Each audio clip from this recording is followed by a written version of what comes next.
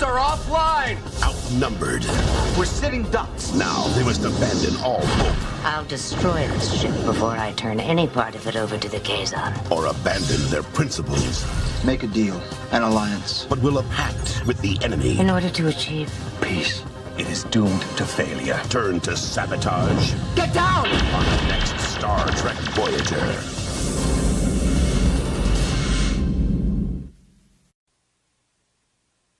A vision from Chakotay's past. If you have no spirits to guide you, I fear you will lose your way. Brings him face to face with an ancient power. It's a cyclone. Beyond myth. My people called you the Sky Spirits. Beyond magic. It almost looks like a hawk. Beyond mysticism. You have nothing to fear from me. Lies unimaginable terror. Hey! Wait! On the next Star Trek Voyager.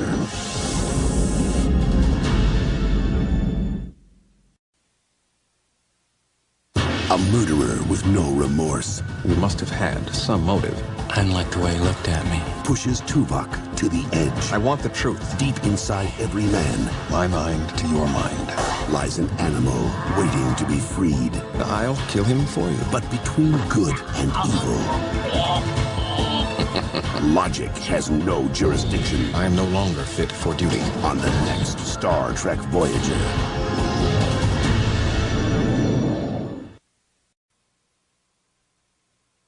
The call of destiny. I'd swear I've been here before. There you are. Welcome home. A lifetime of secrets revealed. You are one of us, Harry. For Harry Kim, a planet of pure pleasure You'll have everything you ever wanted. presents an offer he can't refuse. We'll make you glad you stayed. Or can he? I will let you do this to me! On the next Star Trek Voyager.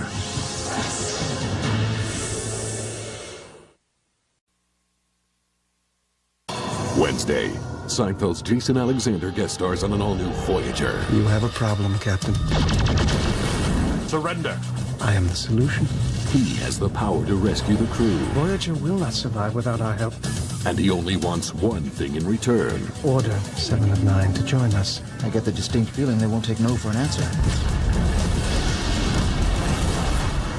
She's gone. Voyager.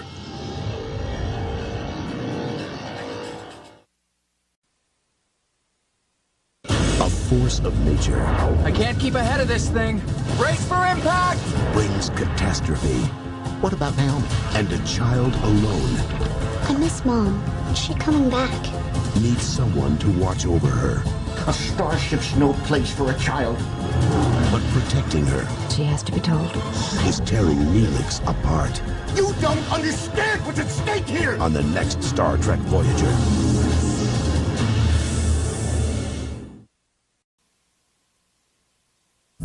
Far from home, Family.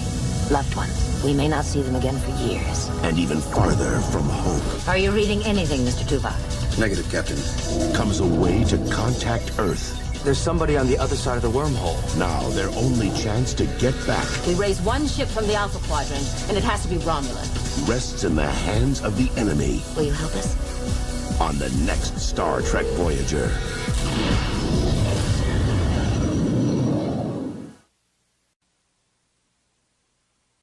Marooned on a mysterious planet, It's all right. Don't be frightened. he will become a savior, We can't be here when it's night. That's when the Morok comes. a guardian against unseen evil, If they find us, we'll all die. an evil that preys on one thing: Tuvok! Tuvok! They're gone. children. They're coming all around us. We've got to go now. On the next Star Trek Voyager.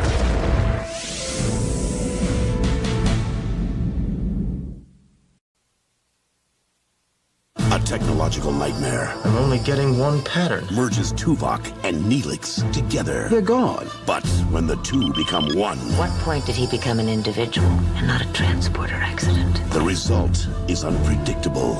Are Neelix and Tuvok inside of you? And the only option left We've created a monster. is unacceptable. Are you gonna stand by and do nothing while she commits murder? On the next Star Trek Voyager.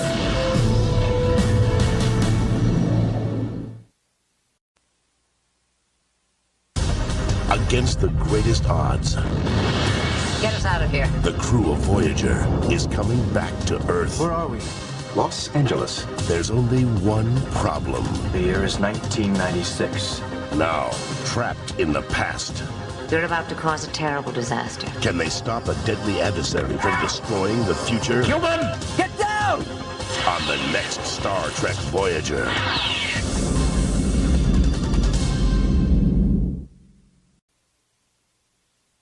Once in enemy territory, Why have you fired on me?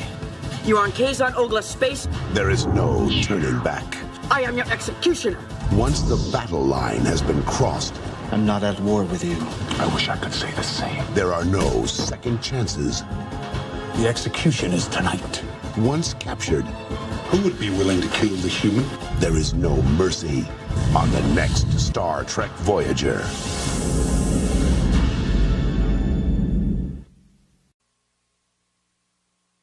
Expect more in May on UPN. Expect 4 all-new episodes of Voyager. And Wednesday, Captain Janeway is consumed by an obsession. The Millennium Gate.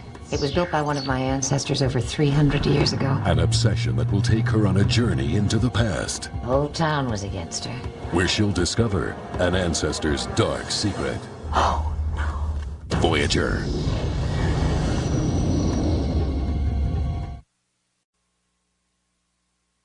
Wednesday on an all-new Voyager. If we don't find a way out of chaotic space soon, we're going to die here. To escape disaster, one crew member will make the ultimate sacrifice. It's not an hallucination. It's a prize fight. Get ready for the main event. Chakotay versus the alien. You'll be destroyed. I don't know who I'm up against. We have to know, or we're all going to die. Voyager, all new.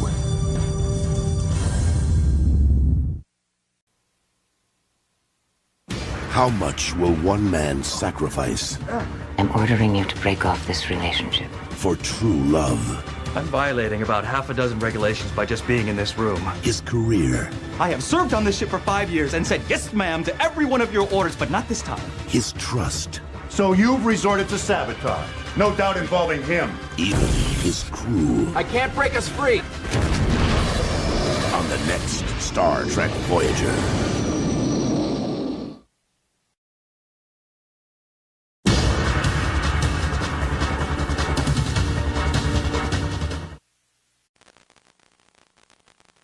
Tuvok's race is known for being logical, emotionless. But Wednesday, he's out of his Vulcan mind. Here we are. A triple chocolate wiki fruit sundae. That is delicious. An all-new Star Trek Voyager. Got a much better sense of humor now.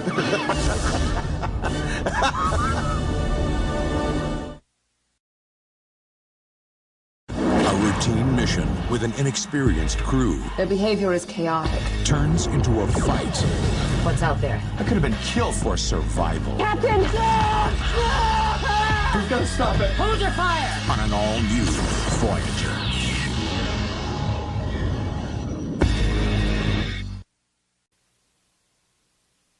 A false accusation. Did you murder Professor Wren? No. A punishment worse than death. The perpetrator of a murder is forced to relive the crime through his victim's eyes. A crew determined to uncover the truth. I propose a mind meld with Lieutenant Paris. When all is fair in love and war, Don't get involved, Lieutenant. what happens to an innocent man? But the victim's own eyes identify. You don't have to tell me what the victim's own eyes saw. On the next Star Trek Voyager.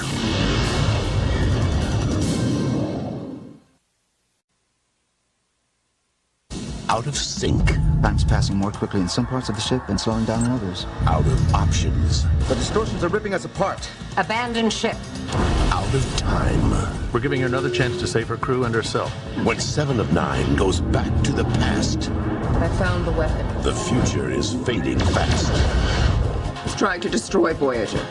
Stop him. On the next Star Trek Voyager.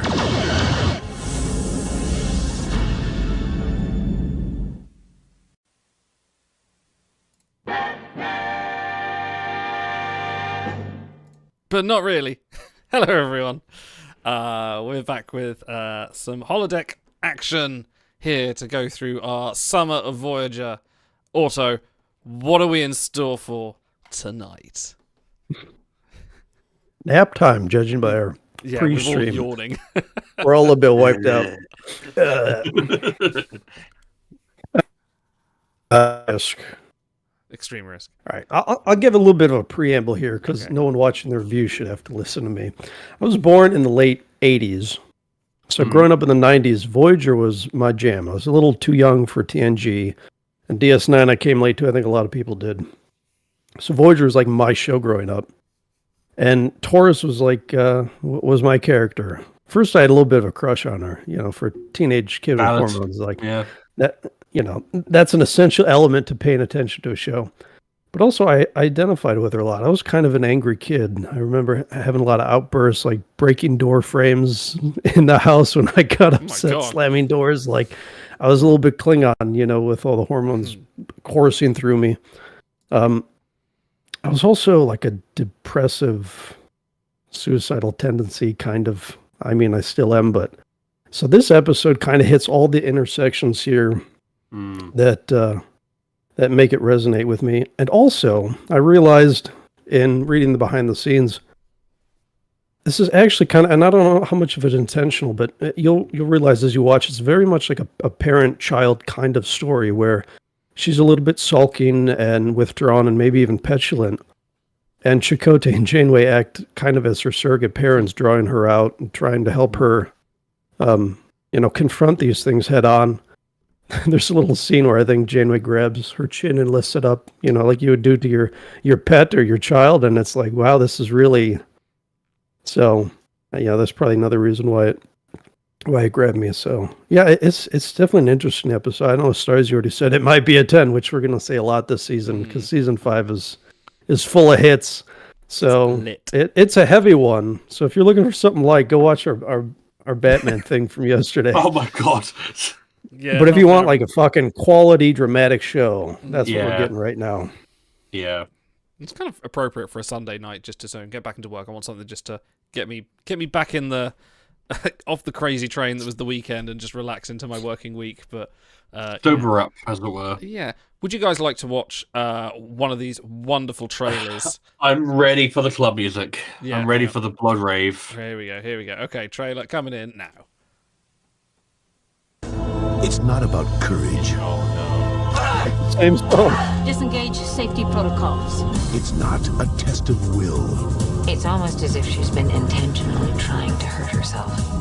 It's the will to live. Go to sickbay.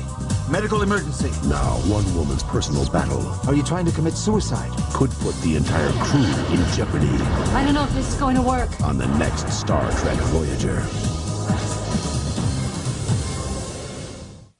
I mean, okay. That music is... I think they have like 2 songs in their catalog, and they just switch between them. Yeah, that was something. I mean, do we need to pre-rate this? Is this something we're all going to say like, holy shit, I think this is going to be excellent. This is going to be a real hard-hitting.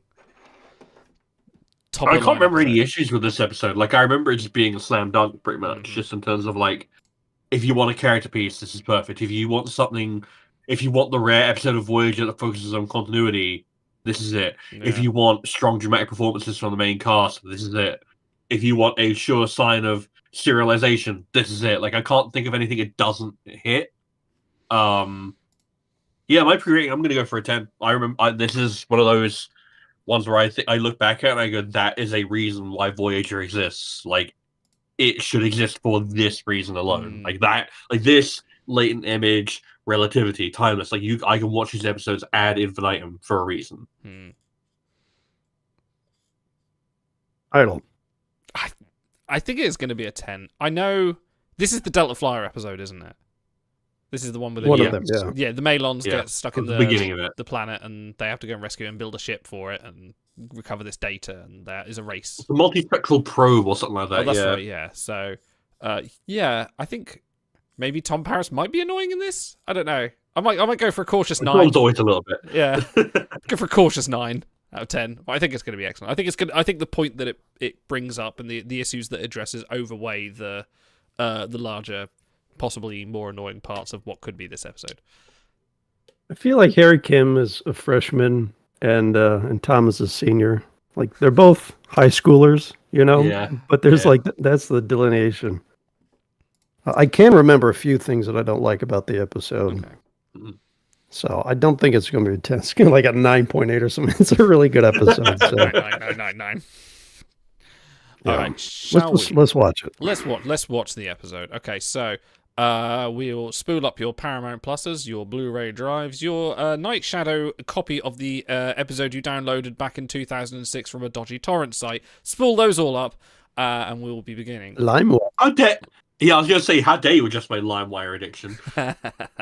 In 5, 4, 3, 2, 1, wormhole.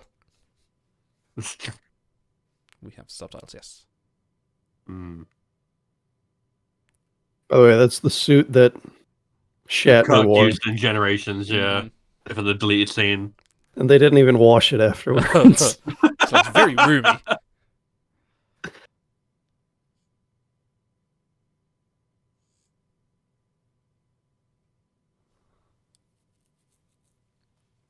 Ding. Oh, there you go, title drop, yep. Like a massive helmet. Yeah, no, that's like a bike helmet with stuff bolted on top of it. It's a bit needed it. Aye.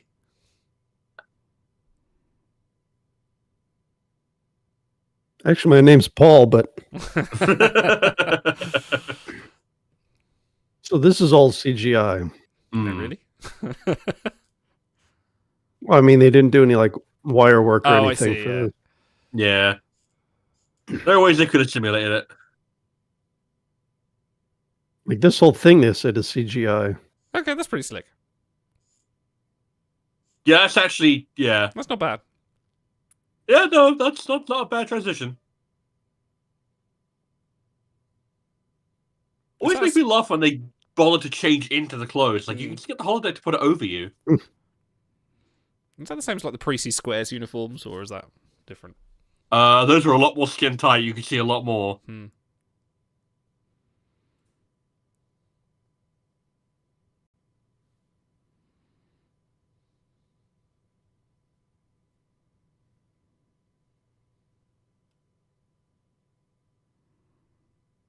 That's how you know something is wrong.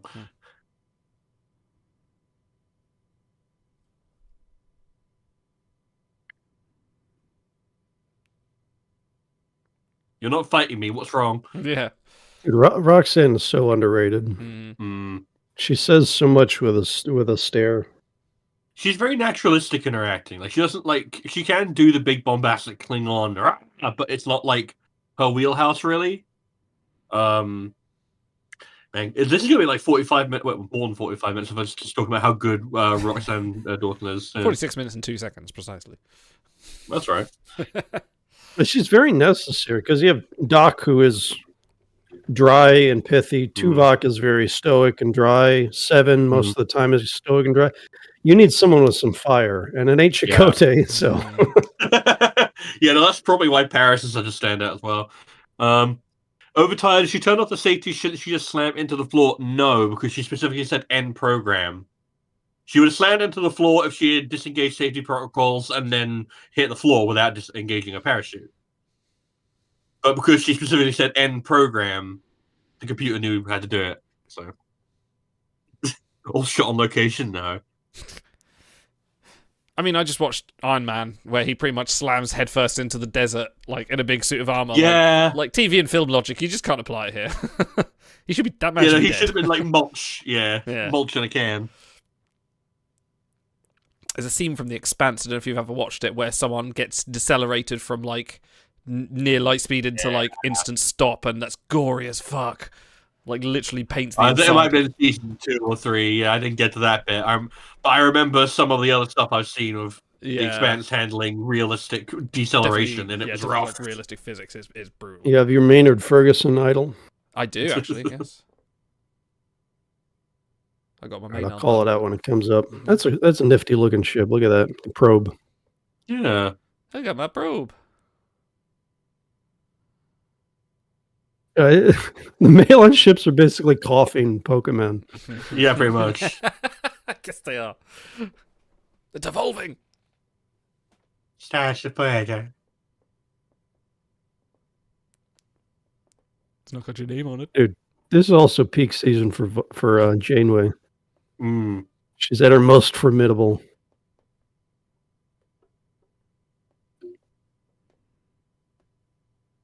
Do it. So you launched a probe and left it. How fast is this I probe? love how she keeps squinting. She's like, "These motherfuckers, get your hands off my real. probe." What's she even looking at? She's looking at the stars on the screen. She's planning the mail on death. If we're like 5 minutes in and she's already suggesting something ridiculous. Borg shielding. Assimilate this. There goes coughing. Maylon, Maylon.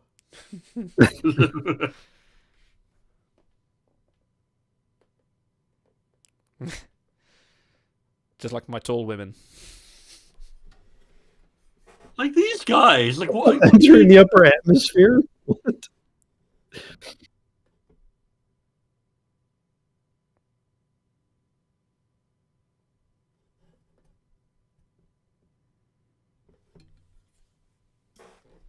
I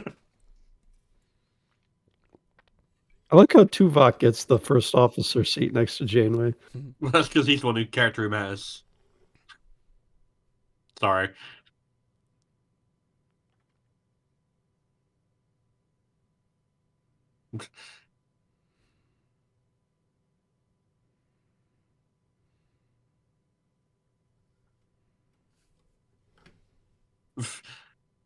I forgot. Delete dynametric tail fins. I forgot this part was in here. Freighter imploded.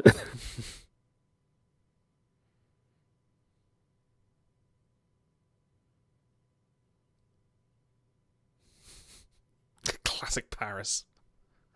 I mean, he's not wrong though. Those shuttles are trash.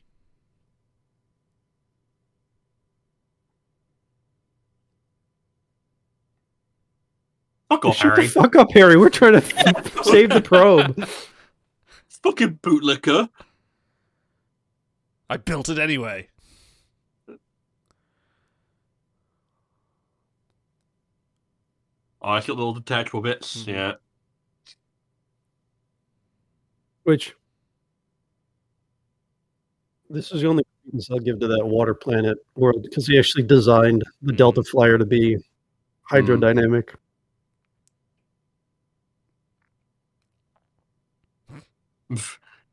Yeah, I was gonna say. Oh, so now you want to be involved? Yeah, you had your chance, Harry. Get the fuck out of here. Fuck off! Fuck off, you little shit! No wonder everyone hates Harry.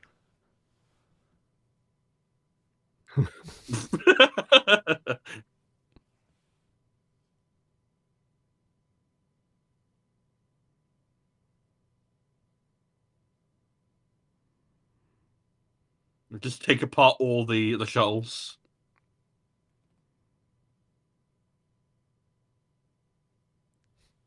You're not getting paid, Harry. It's because you have no social life, Harry. Yeah, for real. Yeah, the ladies is not gonna be ringing your doorbell. You Like, only failed grade 5 clarinet, so you know.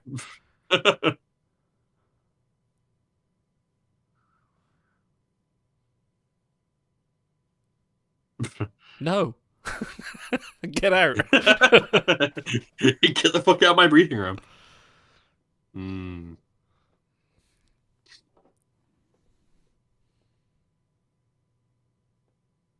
Yeah, no, this is peaking. Oh, here we go. You kind of need this. Yeah, that is ridiculous. Like, come on. Dude, it's awesome.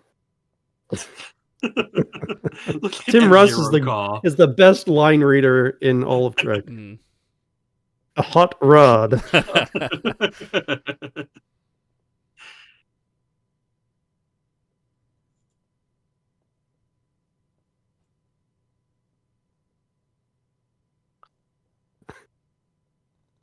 Oh my god. If my dick looked big enough. What?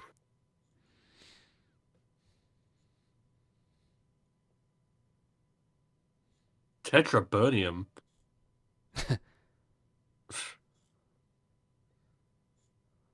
I like how Harry still calls her Baylana instead of Balana.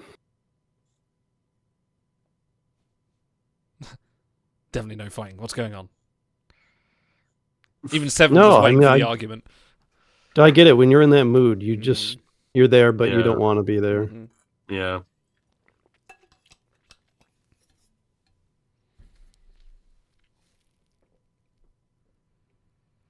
I like the gray undershirts they have on Voyager. Yeah.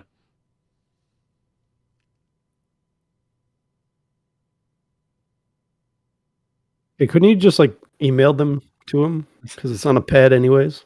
That's way too advanced for the 24th century.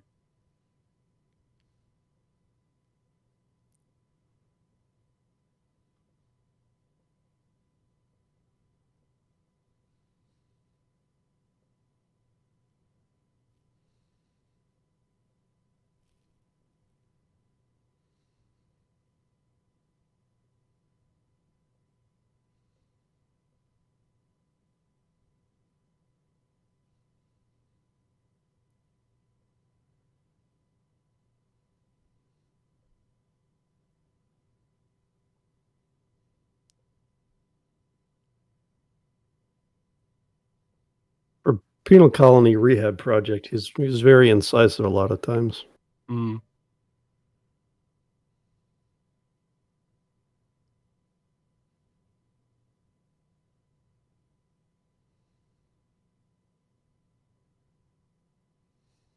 That's a good story point where both their jobs converge. Mm.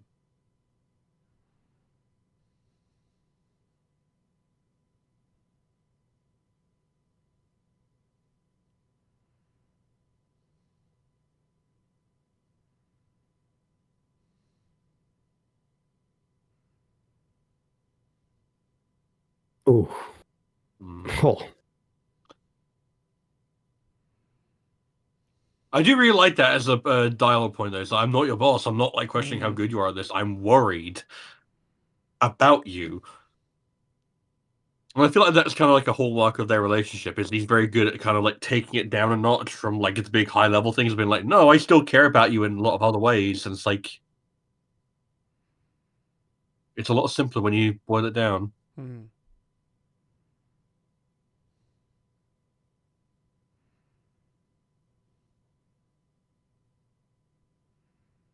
It's just that easy. No parent lock or anything. No. She's not captain's authorization, really. I mean, she's chief engineer. If she doesn't have him... Superman. Yeah, I think someone in the chat did mention, that they it used to require the captain's authorization in TNG, and now you can just do it if you're a senior officer. Dude, that's for the time that was fucking awesome. How many Cardassians did we get in Voyager? You get Seska. After Seska leaves, there's a big gap. Yeah, you get 1 or 2 holograms, but that's about it. Nice to have him show up.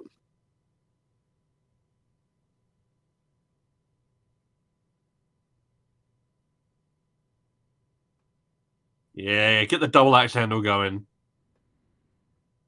It'd be awesome if Andrew Robinson made a cameo here. That'd be fun. I'd be down for that. Gavra Trim? You're either lost or looking for a desperately good tailor.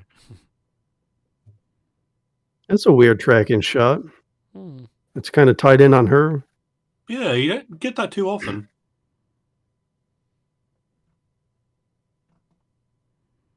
Oh, there's the pull focus.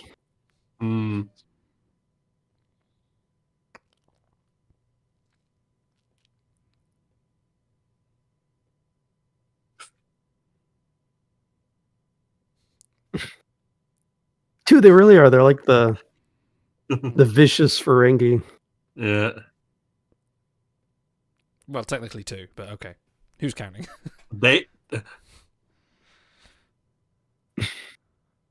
The line reach. Yes.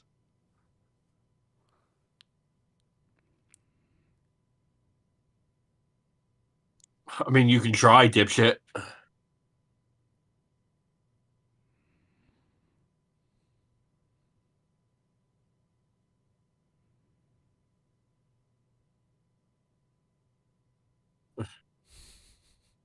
Vrelk.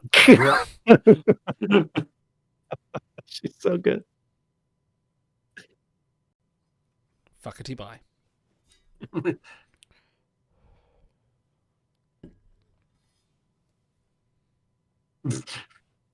Dude, she's got Mm-hmm.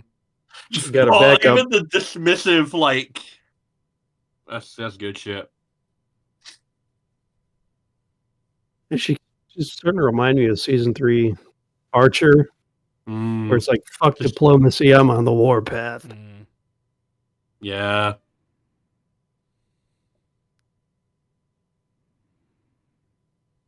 Oof. What's that on her stand there? On the left. It looks like a Klingon ceremonial armor, but I'm not sure.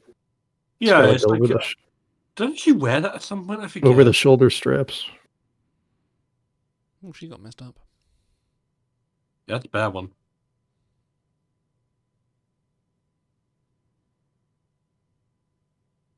Like how it just fades out. That's some real space age technology right there. Love a good mirror shot. Some big hair in this episode. Like Janeway's hair is massive. Her hair's. Well, it was kind of style at the time.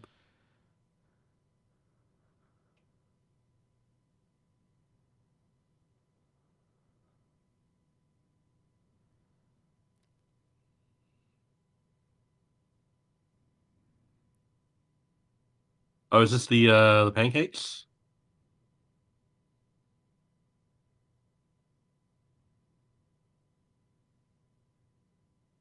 There's a rat in the kitchen. Hey. Speaking of big hair. Yeah, for real.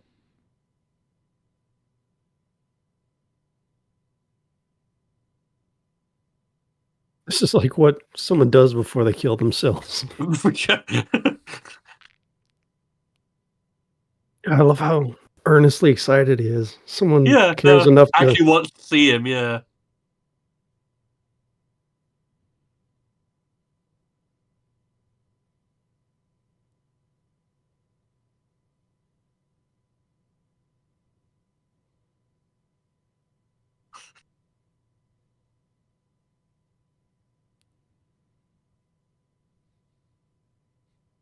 By the way, in the parent-child dynamic I mentioned, Neelix is the grandma.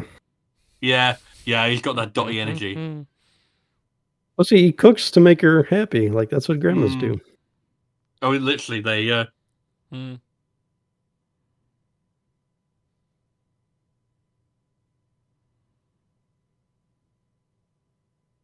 Like how he makes them by talking to the replicator.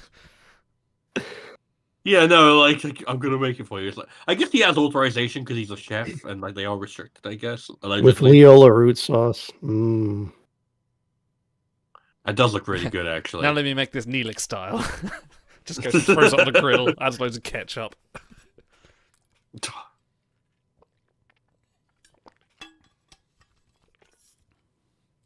Good lighting in the scene. Yeah, no, I like the darker kind of like more sober tone.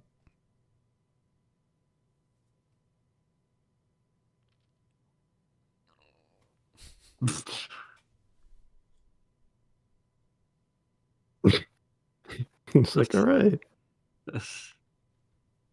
I mean, for someone that's looking after the morale of the ship, alarm bells really should be ringing. Well, no, I think they are. Yeah.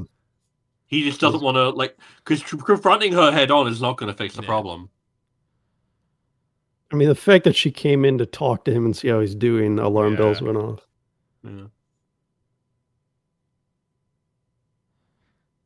Yeah, there it is. I think she was hoping that would awaken something, make her feel something.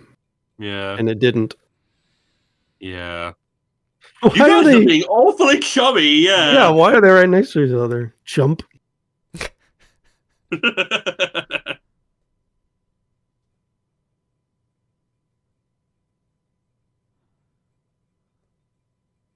Oh, the good old like cartoon show like tactic.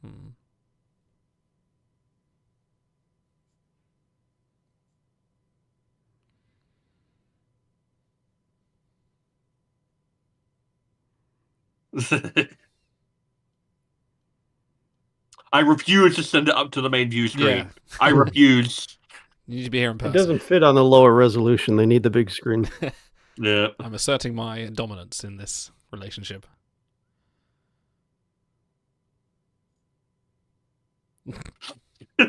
I'm just not going to dignify that with a response. I like that. That's cool tech. Yeah. That's neat.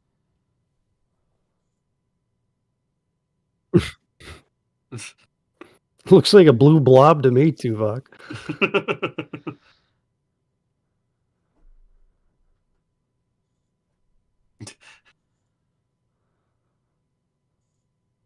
Cool. Good old-fashioned space race. Oh man, Star Trek Wacky Races, let's go. Oh, I'd be down for that.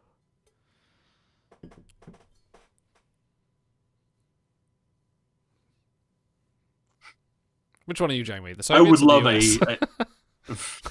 I would love a Star Trek Mario Kart. That'd be great. Oh my god. How is that not a thing yet?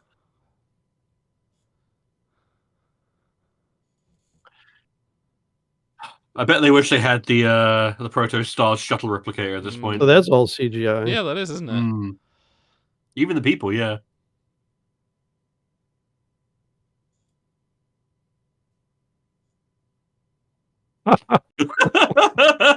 Dude, Tuvok is on his game. I'm surprised he didn't throw in a gag about like his constant failures in Calto. Well, hey, Varg.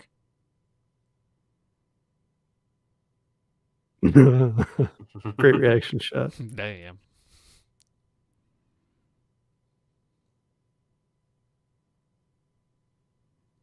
Here comes Tuvok.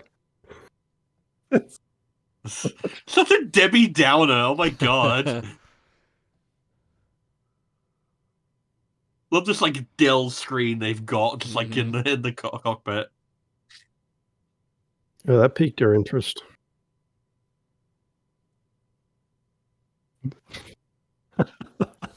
I forgot how much humor there is in this. Oh my god. Dude, that's Oh my great. God. That's Yeah. That's a great shot.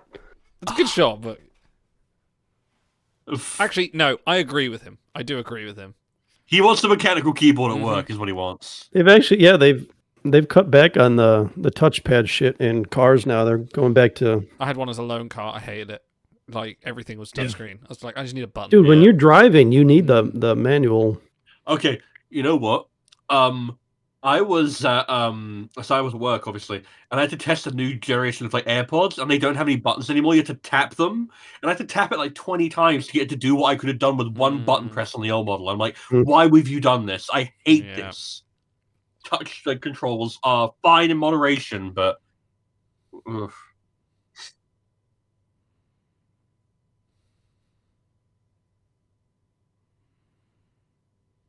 You got that repetition in there.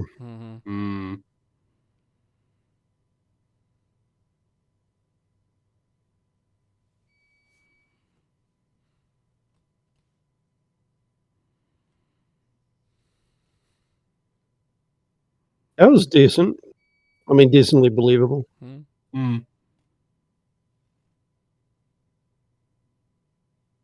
farting on us, Captain.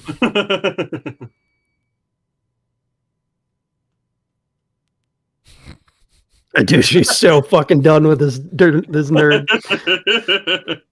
That was rude, wasn't it? Tuvok, load the tri-cobalt device. I like how she no-sells it and he tries again.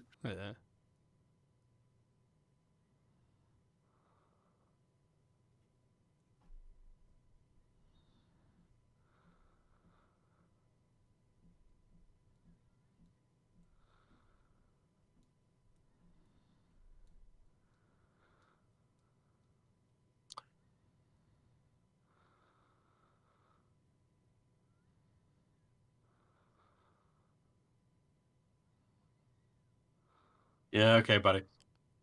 Like, I'd love for them to launch the little Malon ship and then like they blow it up and like, well, I love how she in disgust goes, ugh. Ugh.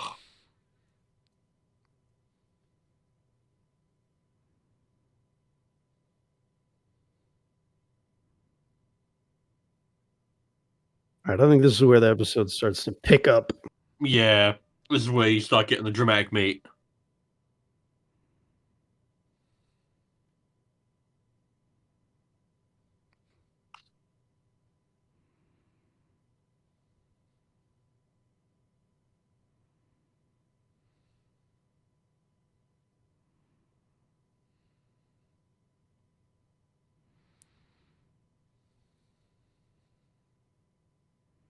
I like that shot. That angle. You know, there's some good camera work going on here. It's not like drawing attention to itself, but it's really extenuating the scene. Oh, we haven't seen Doc all episode, have we? Yeah. Cliff Bull.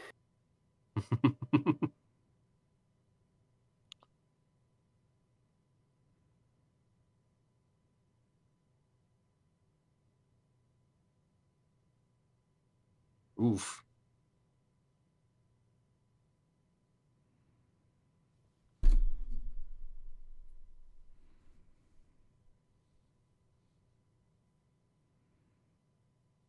Good timing. Oh, she's got that. You're in trouble. Look on her. Dude, even Doc won't be sarcastic here. Yeah, he knows. I found your weed stash, Torres. We've looked at your browsing history.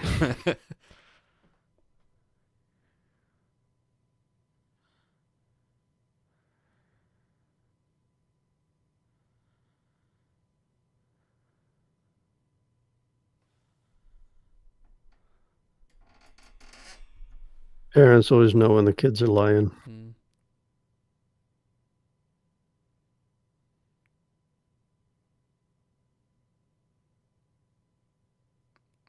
She'd make a great Sarah Connor.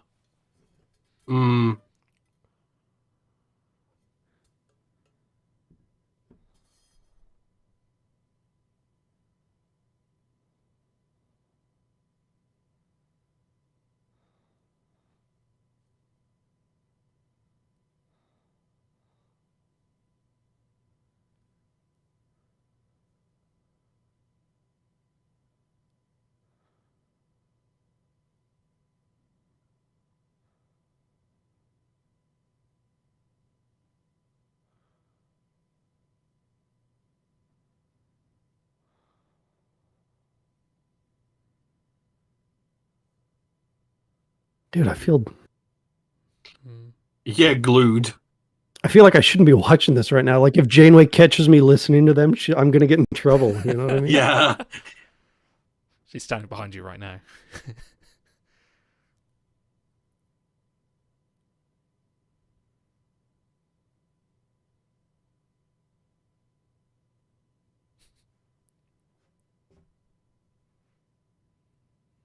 You're grounded. Yeah, actually. Yeah.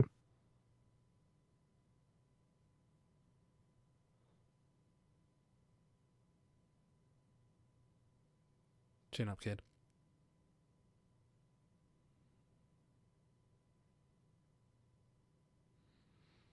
And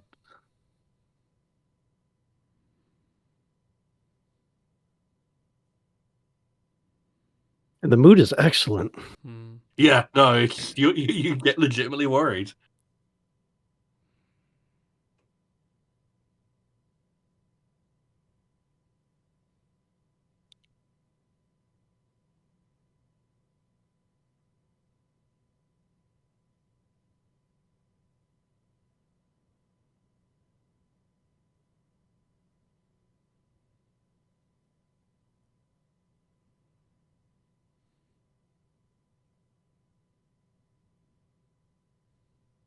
Yeah, I've been there. It's tough when your significant other won't confide in you.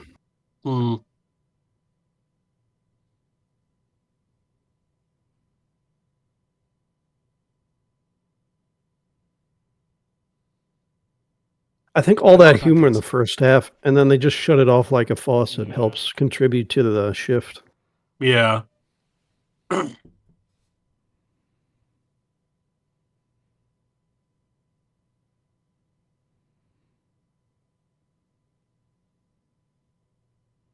I like because those two had animosity in the early years. I like that they come together and agree on a course. That, again, like most things from the pilot, nothing that should have gone on a little longer. They could have made a few episodes about that. Yeah, it kind of stopped in season 2, but I'm glad that like it's still a nice bit of growth.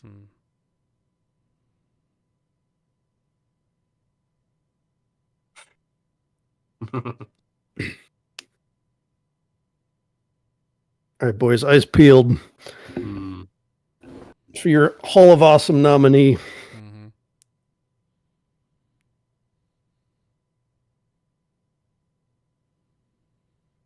Kept you waiting, huh? A little bit.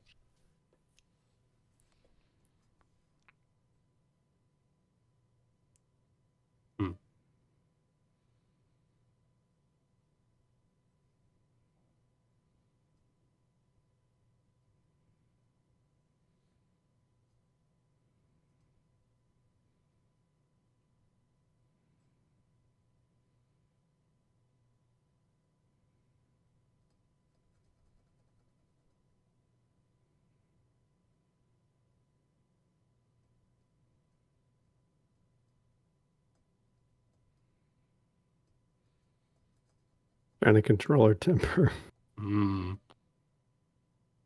Trying to affect congeniality.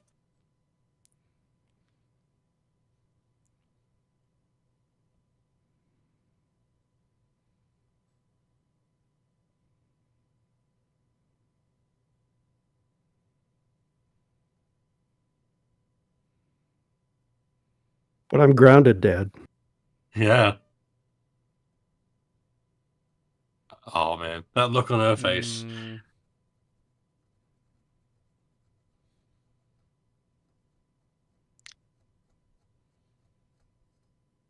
Oh. Oh. Watch her. Backing up. Why did she take This is this the long with Maquis the way. Wow.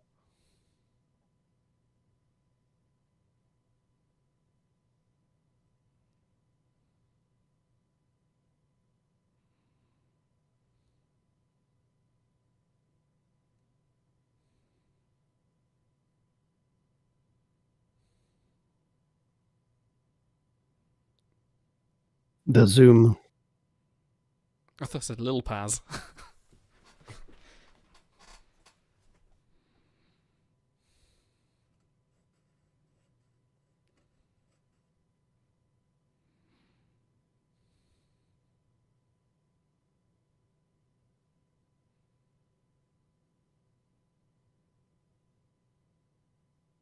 $47.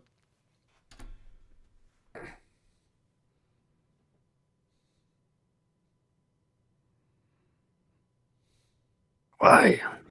That's maybe his best like line reading in the entire series. The hell, I can't. He's Maquis Captain Chakotay right now. That's what we need more of. Yeah, Yeah, dude, actually, really. yeah.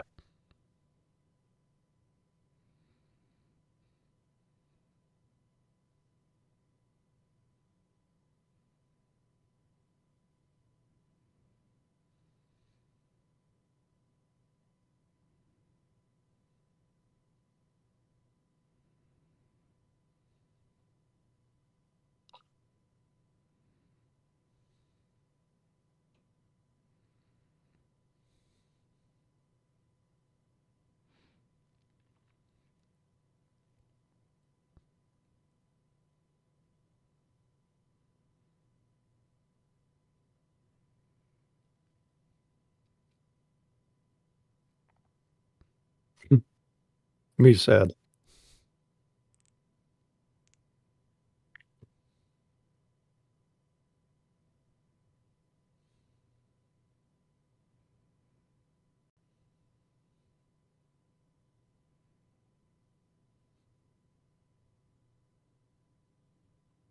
I love the Yeah, like that physical physicality.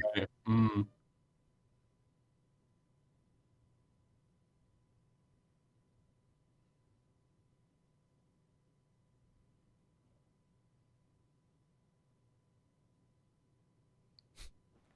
Tuvok appears.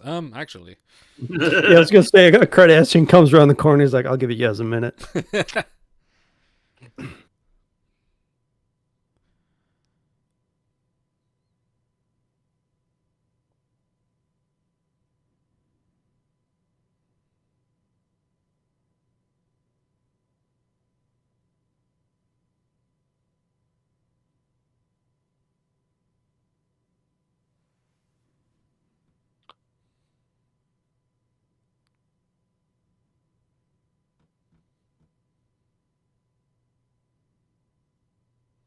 For the next 2 years, anyway.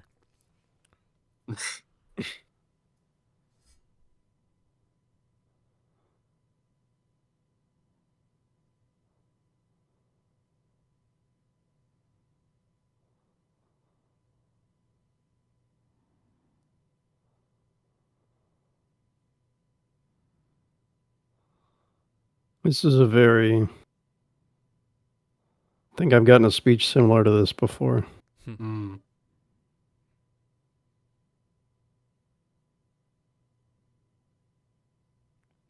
Drugs, Balana. Lots of drugs.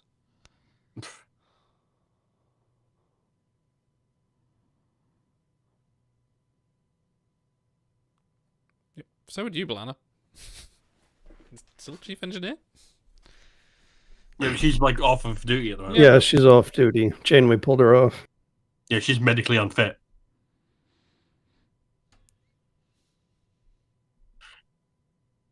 Oh, broadsides. I love the Malon attack. Yeah. Yeah, like the what is it, the charges or whatever they are? Give me some Master and Commander shit right now. Bring us over the coast.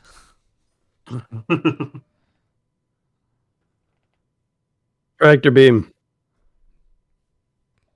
Yeah, no, phaser spread, full. Like, go. See how well it does to like that gas giant with a fucking busted in the cell.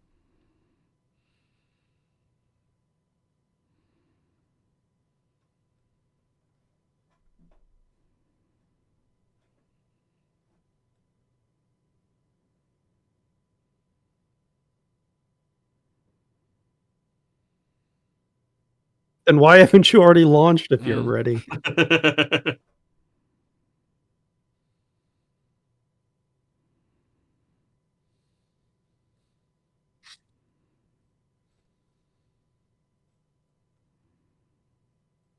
Got my little briefcase. Yeah.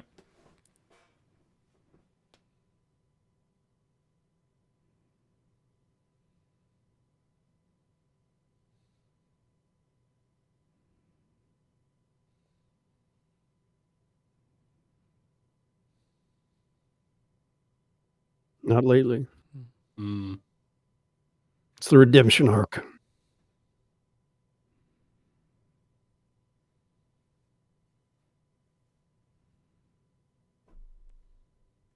There's nothing in it.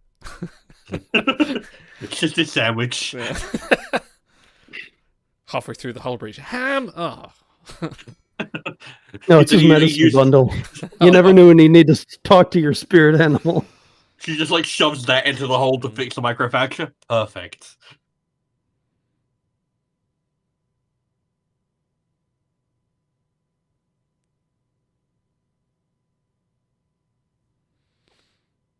I hope she showered since that holodeck fight. Yeah. Did Vorik smile though? I love how she treats him like shit at every possible opportunity.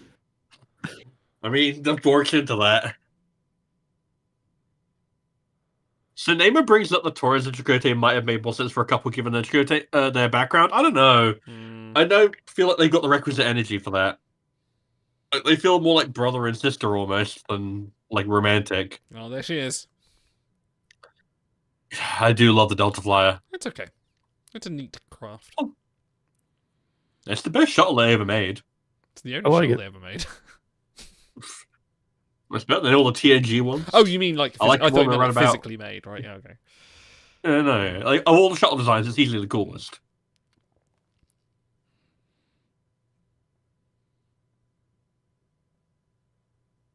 Yeah, their relationship is, like a lot of things on Voyager, underwritten.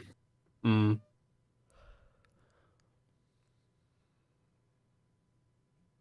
quite roomy in there, isn't it? It's a good set. They clearly built it for actual. I mean, that's part of around. it. That's a good shot. You remember this? They used to haul a dozen cadets into the Class 2s. You didn't want to be around when they opened the airlock. Yeah. Or what they say, half dozen, I guess. Photonic missiles? Oh, yeah. Don't worry about it.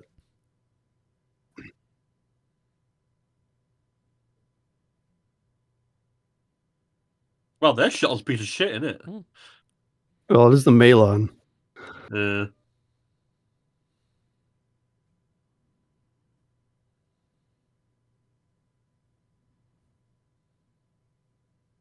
That was a really incredible jump. Like, wow. This low shot is kind of odd. Mm. I mean, I like it. You get to see out the view screen.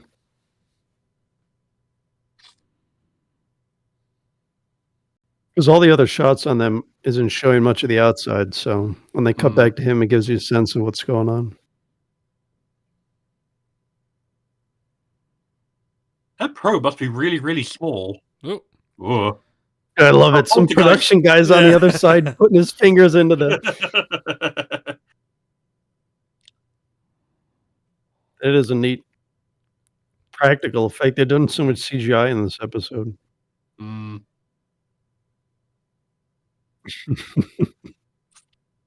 Someone needs to finish making their popcorn in the microwave. Well, use that Klingon strength. There you go. Yeah. I like how she just puts it at an angle. It's why don't you put it straight on? Yeah.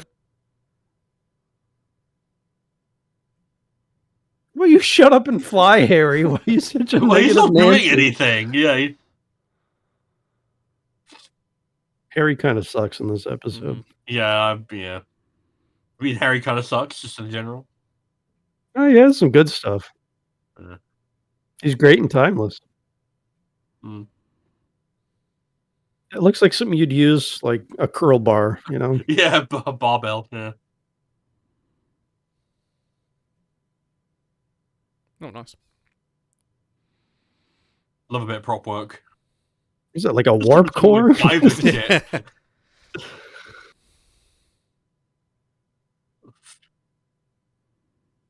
The old Wesley Crusher. This is so funny.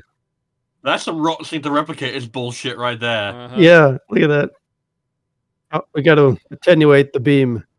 Oh, yeah. Yeah, photonic missiles is an Enterprise thing. You're right, Overtide. Dude, she's reaching her arm through the laser beam. What are you doing? Don't worry about it. It's fine.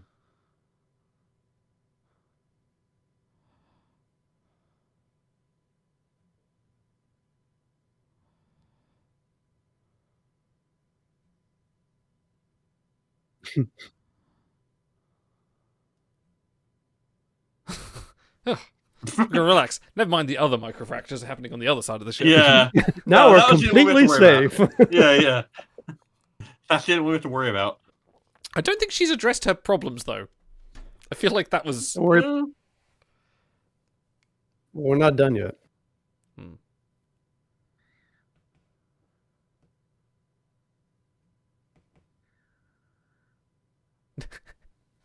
Fuck them. Let's go. What? 2? Oh, yeah, they want to watch them suffer. Yeah. That's really leisurely. Like, God. They spell out "fuck you" with the ship plasma as they fly off.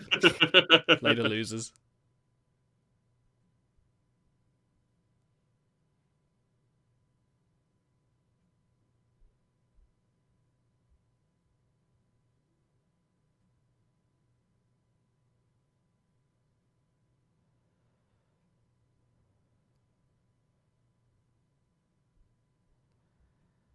Thanks, Dad. Yeah, a little bit. You really get me.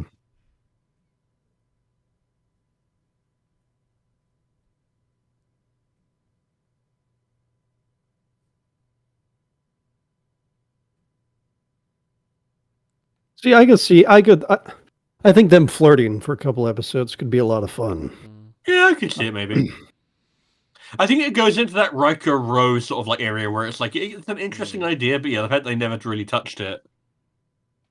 But there's nothing wrong with exploring a relationship and having it not work out. Everyone thinks like they're not a great fit. Well, that's not the point. Sometimes opposites attract. They don't need to be together the whole show. Well, I have to point out people really didn't like Wolf and Troy for exactly that reason. But no, I tend to agree. I like it when they experiment with things. I think if they would have ended that though and then moved on, that would have been different. They kind of left it as a cliffhanger. Yeah, you're not wrong about that. She's a very beautiful smile. Well, it helps that she's very beautiful. So yes, it does. It's true. You're not wrong. I mean, I've known some ugly people with beautiful smiles, but that's not important right now. Wow, don't take shots at me, bro. All right, so I've nominated that scene. Okay. For the... but they've got to be unanimous. So do we... Okay. Is that something we think is awesome enough to be in the Hall of Awesome? We haven't put anything else in there, so sure. Okay. I'm down. Yeah. All right. I'll vote for it. Yeah. It's got my vote. Is this the Kivas Fajo trophy room of Trek moments? Whatever. Well, the name changes. All right. Hello, everyone, and welcome back to Star Trek. Trek, our ongoing journey through the episodes of Star Trek, and we have just finished watching Season 5 of Voyager's Episode 3, Extreme Risk. And gentlemen, how many holodeck programs have you tried to kill yourself in or not kill yourself in lately? Yes, that was some heavy episode, and I think we talked about it during the episode itself, but I definitely B'Elanna's sort of disassociation. I think Otto, you spoke about it with everything, and just not wanting to be there, kind of distant focus. I think anyone that has struggled with depression and that kind of thing I definitely see that more in this episode now, when I previous watched it, which was probably about 20 years ago, with not having any of those sort of like connections.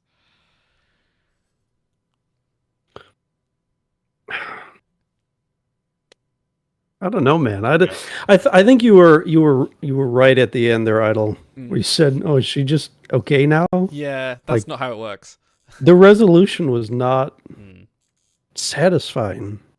Like this is, I think it's more of a Voyager problem than a problem with this episode. Is they actually said behind the scenes, they call back to a previous episode where the Maquis learned that the Cardassians wiped out the Maquis resistance back in the Alpha Quadrant, and then a few episodes later, they bring it up here.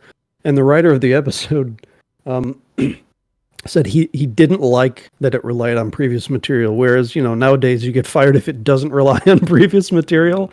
So I think that's just a Voyager problem where they didn't want to drag things into future episodes or to tie too much in. So you kind of have, this is the Voyager era equivalent of the do at the end of TOS. Yeah, she eats her pancakes, she smiles, and now she's okay. And everything's fixed. For an episode like this, with this subject material, I don't think that's the right way to go. They kind of danced around it a little bit as well, because, Chakotay even asked her, "Are you depressed?" He goes, "No." "Are you trying to kill yourself?" "No." "What's wrong?" "I don't know. It sounds like you're depressed." That it's very clinically. Well, I mean, is that not a lot of how people who are depressed often feel? They don't often self-identify. Like, how often has someone who's depressed gone, "Oh, I'm immediately depressed, and I'm going to seek clinical help"? And that's not usually how it works. Like, you are right, actually. I mean, she's literally hurting herself. Like, this is a sci-fi equivalent of, with razor blades. So yeah, and they directly reference it with her patching herself up. So. Yeah, it's a heavy topic, and I applaud Voyager for doing sort of a very mature topic like this, because I mean, there's tons of examples of they could have done they never address the fact that people are 70,000 light years away from home and have that as a trauma. Not really, not in the same way that sort of something like Battlestar Galactica did, which kind of went more the extreme the other way with that. But yeah, this definitely sort of covers new ground for science fiction, a little bit television as well, and just sort of say, they definitely do their episode focus on one character, but to have one character just sort of oh, this is something that isn't physically wrong, that a lot of people on TV at the time in the 90s might not understand. Well, it's part of an ongoing media looking at the relationship with mental health, right? Because in 1987, which was what, 7 years before this, 7-8 years, The idea of dealing with maybe a bit more about than 13 years, that, yeah, like because 10. this is season 5 of Voyager, 87 was season 1 of TNG's. Yeah, anyway, but yeah, go on. Yeah, I don't know, whatever. Yeah, like it's within spitting distance, right? It's like 1987's idea of how to deal with mental health was we'll just have a warm, empathetic, empath counselor on the bridge, and that is our dedication to mental health. She won't actually do anything. We have a character on the bridge who has a obvious trauma that would immediately kind of go, these two should talk to each other and work through that. No. And then, like 10 years later, now you're actually having a discussion essentially about self-harm, about cutting, about depression, about suicide ideation. And it's like, yeah, it's not as in-depth as you would want now. It's very, very good at depicting the actual depression itself, but not necessarily the how to solve it, as it were. Maybe because they just didn't quite know how to end it satisfyingly, because they were like, well, we can't have it drag into subsequent episodes, and that kind of depression is just something you kind of live with. Like, especially clinical depression, you can work through it, but it tends to stick with you in one way or another. And that kind of immediately dampens how effectively you can treat this subject matter. But I don't know, like, obviously it's tricky for me to talk about because I was very, very young during the 90s when this was airing, so I'm not quite sure what the kind of media around it, how it was treating mental health issues in this kind of way. But I feel like, especially for Star Trek, this is a bit of a push forward. I definitely remember in the 90s, DS9 would also do a lot of stuff like this as well. Mental health wasn't, like, there wasn't the push forward like there is now. If you were depressed, people just generally took that as like, oh, you're a bit sad. Like, that was generally like, oh, well, just cheer up, you'll be fine. Like, it's definitely not had the turns that, we definitely treat it with now, when someone says depressed, like, okay, you've got a lot of shit going on, let's work it out. Well, it's a weakness. Like, if you get a flu and you're laid up at home, people don't heap scorn on you. You're like, oh, you must be weak. Then if you can't handle the virus, you're like, no, it's a thing that people get, and then they seek treatment, and then they recover from it.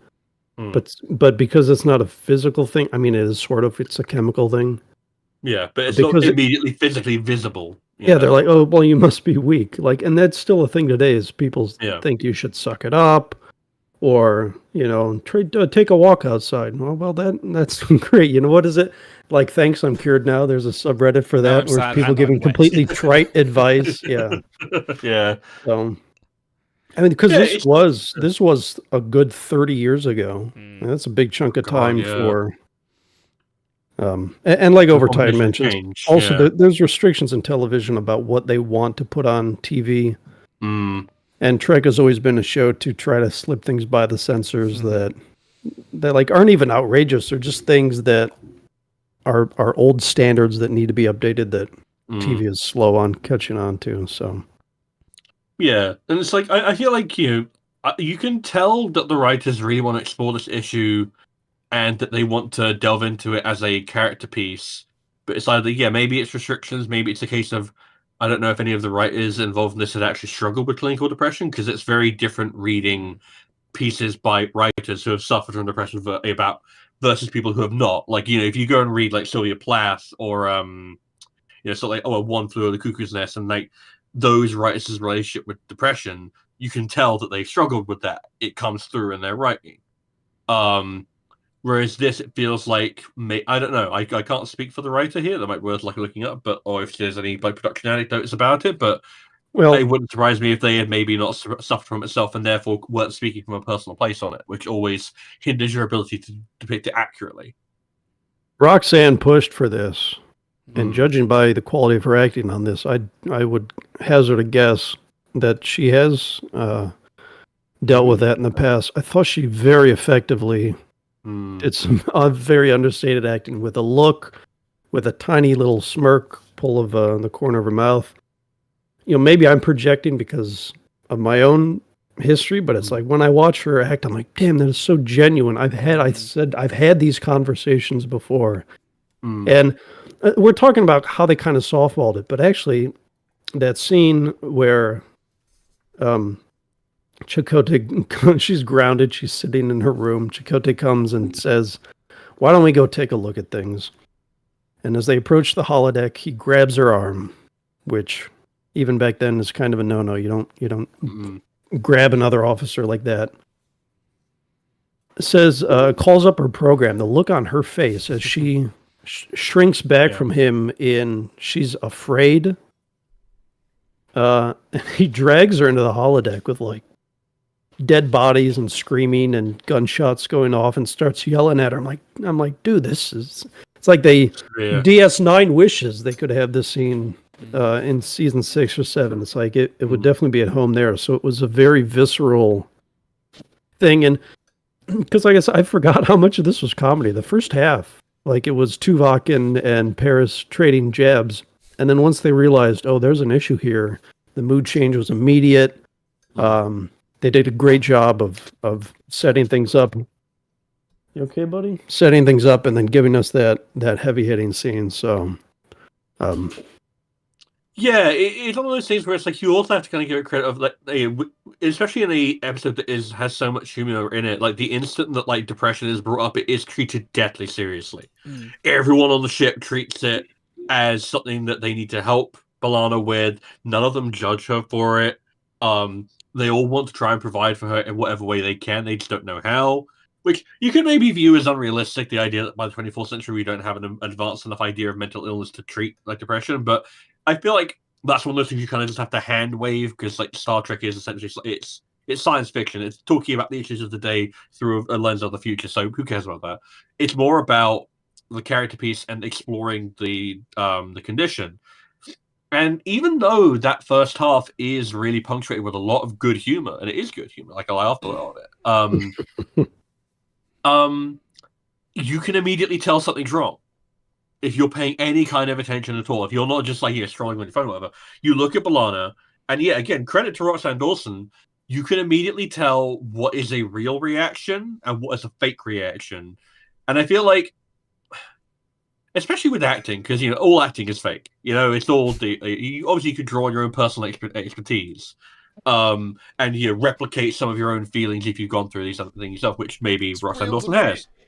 Unless you're working for Kubrick, then it's all real. Yeah. But it's like that there is a art to acting sincere when you're being fake and acting fake when you're being sincere. Like the shift and just like the way she acts with Chakotay, not in the scene on the holodeck, but right before it in her quarters, where there's that affected sincerity, that bravado. Yeah, and it's like you look at it and it's like it passes muster for a second, but you look closely enough and she is just giving you all the right little inflections in the voice, in the body. The script is also giving her just the right kind of lines where you're like, none of this rings true. And it just, especially like all the stuff where she's just completely disaffected from life. And it reminds me of, for my sins, I've watched some of the Twilight movies. And in the second one, there's this sequence where the main character's boyfriend leaves her. And guess what? It's the most awful thing in her entire life. And there's this kind of hilarious sequence with how over dramatic it is. And it is kind of true to life of how teenagers are. But she literally just like sits in her room staring out the window, and then the camera just pans around her. And while like time passes, like you get like the months passing, you get like progression of the seasons, and a sad song plays over it. And it is so overwrought, and yet also kind of ring true a little bit to how overblown teenage angst is. And then you compare it to this, and it's just so much more naturalistic and realistic in its depiction of what it actually feels like to feel like your life is pointless and that you can't feel anything, like that nothing matters, and you can't emotionally invest. Like she completely sold it, and like I feel like as a character piece, like if she pushed for this, like she completely got like what she was aiming for. She managed to completely achieve. Like as an actor, maybe as an episode, it doesn't quite hit all the notes you want, but I feel like especially. I'd be proud of that if I were her. Like, Christ, like, it's good work. I wouldn't call this necessarily teenage angst, but I mentioned. Oh no, yeah. It feels like a daughter and parent dynamic. I didn't see anything behind the scenes about how that might have been intentional, but am I alone here? Because it felt like no. She was grounded. The scene with Janeway felt very, mother-daughter, and then with Chakotay is like sit down with your dad and talk to him a little bit. It felt like I know they're her friends helping her, but it felt like a child trying to work. I don't mean that pejoratively. It felt like a teenager trying to work something out. It did feel I think it's to me like. I disagree. I kind of think that like, okay, Janeway has her commanding officer style. She kind of gets away with it, but Chakotay's kind of been like an old friend of hers for a long time. They've had serious moments and like chain of commanding moments, and I feel like this was between like all of them sort of talk to her, like talk down to her a little bit, which I don't know. It did feel like a different relationship than she's had with a lot of other crew, or a lot of other episodes, I should say. Sorry. Well, I feel like it's a case of just like they talk about Voyager being a family a lot, right? And that does come through in certain episodes, like the family. It's all about family, said Dominic Toretto. But like this is one of those episodes that actually kind of sells it, and it doesn't. Like it's obvious if you're paying attention to it. Like you mentioned it before, and I was paying attention during this, especially during the bit with Neelix. It's like, no, I think it's absolutely intentional. Grab on Neelix. Like, yeah, exactly. Like it's all the different familial relationships. You've got the sternness that comes from a place of concern. You've got the kindness that comes out of a want to just create a warm, comfortable environment, and then you've got the assertive. I know you're not going to be able to pull yourself out of this, so I have to force you to confront it. Like, these are all very different ways that family members will force you to work through your problems. I feel like that's not reading into it at all. I feel like that's absolutely, like, the intent. And I felt like it completely tracked, because the episode treats her condition as so intensely serious. And so, therefore, when their relationships change, it doesn't feel like the episode is going, and now the characters act differently because we want to have a different emotional intensity. It's a case of the characters recognize something is seriously wrong, that is not caused by an alien pathogen. It's not being caused by some extra-dimensional entity. It's not being caused by... It's literally just she is clinically depressed and suffering from survivor's guilt, and she has to process that. And they're like, oh, fuck, that's real.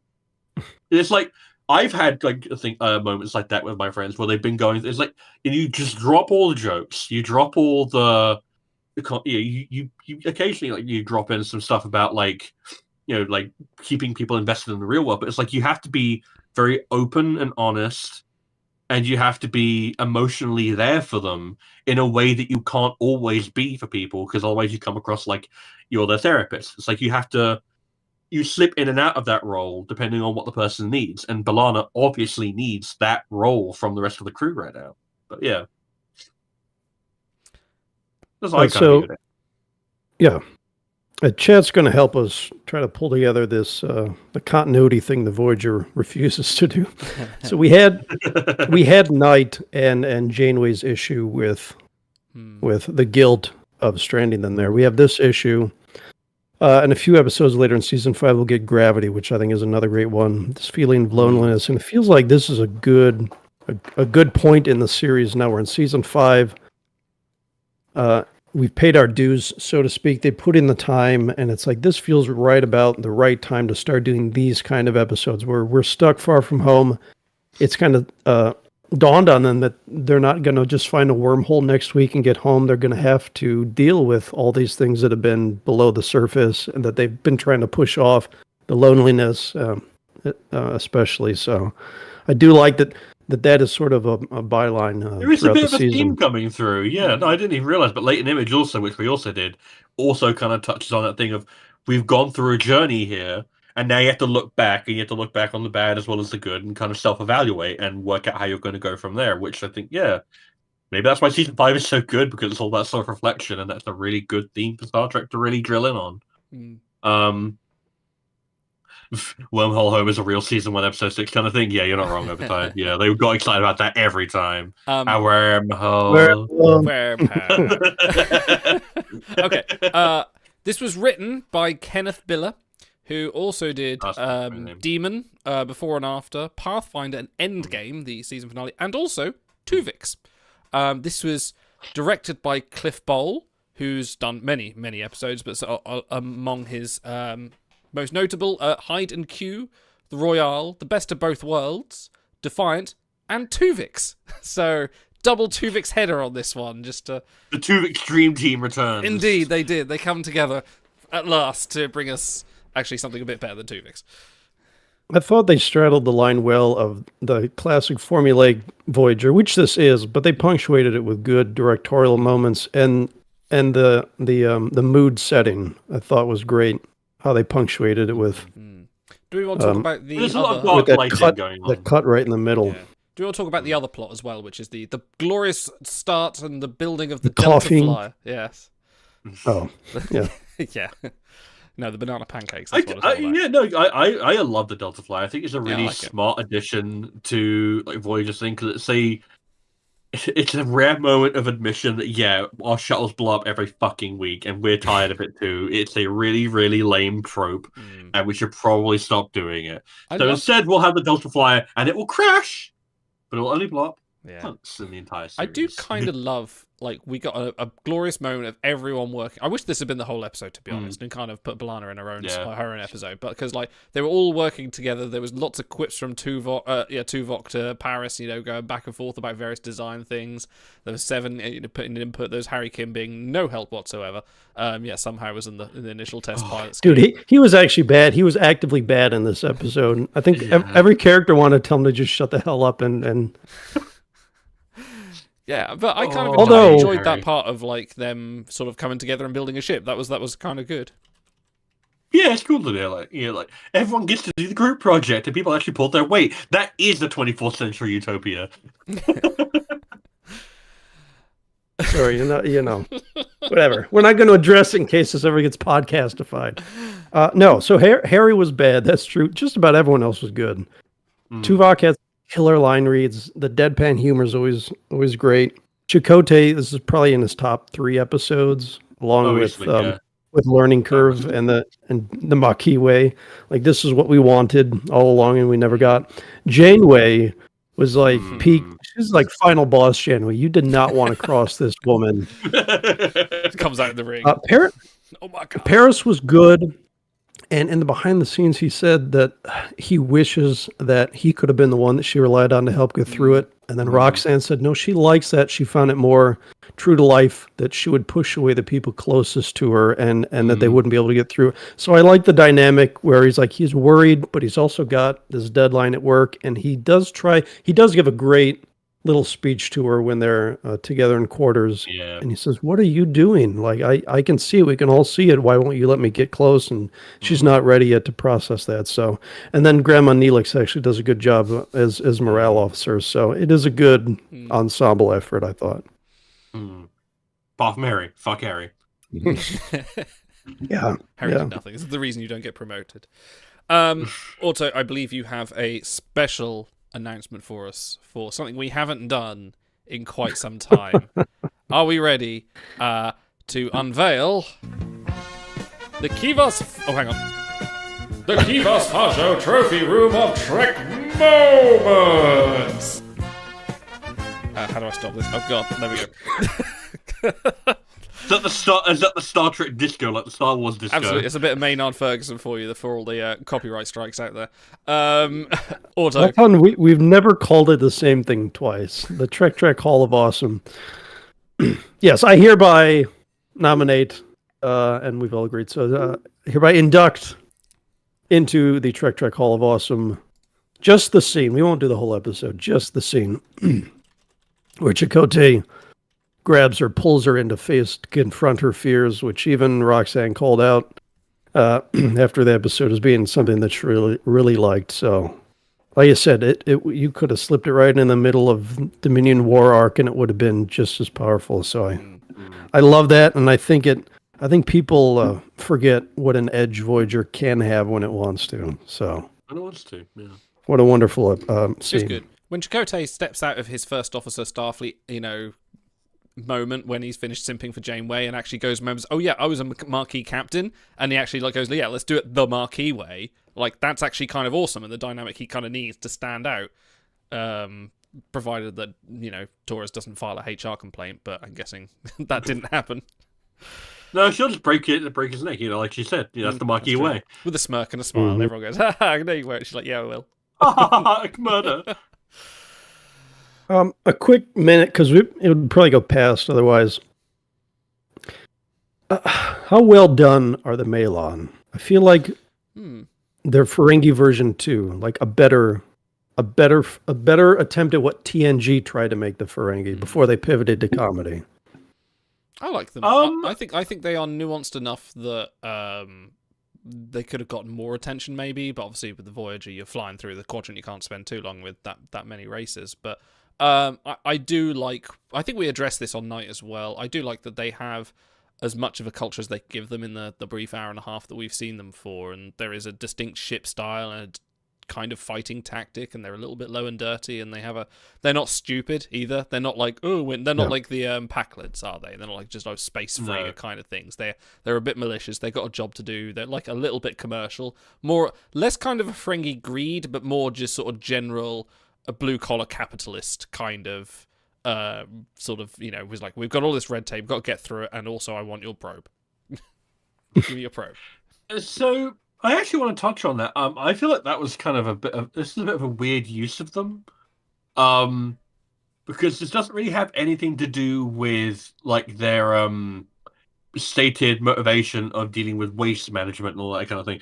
Like there's a line, and it is basically just a line of why did they even care about the probe at all? Oh, because it has multi-spatial like scanning, and it might find them new places to dump their waste, and then that's it. That's the justification for them to be for one freighter to have blown up in a gas giant, and for another one to spend God knows how long creating a small ship to retrieve a probe. And it just feels like a little bit of a I don't know if it gives them a bit more character. They're more prideful. I feel like they lost a ship and they're greedy, a little bit greedy in there, and thinking, this could make us more money outside of this shitty waste trade. It gives them maybe a little bit more nuance that they're okay, the episode probably didn't intend this, but I feel like that, they get a little bit more edge to their character by lying and by being a little bit more deceitful, but in a very political way, if you know what I mean. I thought it kept the tension up because Janeway mentions the space race. We keep getting countdowns. We've got 12 hours to launch. They'll be ready in 2 days. And they keep mentioning that. That also adds stakes to when she's off the project. Well, then that matters. Because if she's off while they launch, then she will miss the whole thing. So they could have used any kind of generic one-off alien. I didn't mind that they pulled him in because just 3 episodes ago we blew up the Malin ship. Okay, here's consequences. Now they're back for a little bit of revenge. So I thought it was fine. And I did want someone there, if not them, to keep up the tension of, all right, we have a ticking clock and we've got to launch now. So I think that really helped to keep things running. Oh yeah, I think as like as a purpose and an enemy to serve in this episode, I thought they were completely fine. It was just a case of like this would have fit more for a Ferengi. Like if Ferengi was like, oh, we can sell the probe because it'll make a lot of money. It's got all these unique technologies. Completely fine. Wouldn't have like questioned that for a second. But when Malon are explicitly positioned as it's all about the expediency of dumping as much waste as you can as quickly as possible, like the idea that they're going to spend this amount of time faffing around with a probe is just a little bit weird. It doesn't. I don't feel like it massively detracts from the episode, but now at the moment I think about it, I'm like, it feels more like a Ferengi thing than the Malon thing. It doesn't hurt the episode, but it's just like it doesn't quite match up in my mind. And it reminds me of Peak Performance, where they're trying to get the Hathaway because it has value, and here they're trying to take the probe because they think it has value. So I think there's a little bit of a parallel there. Yeah. Which they're like Delta Quadrant Ferengi, where you can take it a little more seriously. True. So. Yeah. I mean, they're not like Vidians. They're not an S-tier race, but shit, they're so far from the Packlids and the Kazon. Like I think they're still in the top echelon of new races that Voyager gave us. Yeah. Overtime points out they could have had it be Malon that aren't sanitation workers. Malon scavengers would have worked just fine. Yes, maybe that would have been more interesting if they were just like people who use Malon ships, and they were just that way you get a look at Malon who aren't affected by the Theta radiation, because you never see those as far as I'm aware in the entirety of Voyager. You only ever see the sanitation workers, which is an interesting, very narrow view of their culture, Malon and it kind of makes you question. Well, yeah, because you have to imagine, like, does their homeworld look completely pristine and gorgeous and wonderful, like a utopia? That's what they mentioned, and I think it's in Night where they said, "Have you seen Malon Prime? It's exquisite because we take away the waste."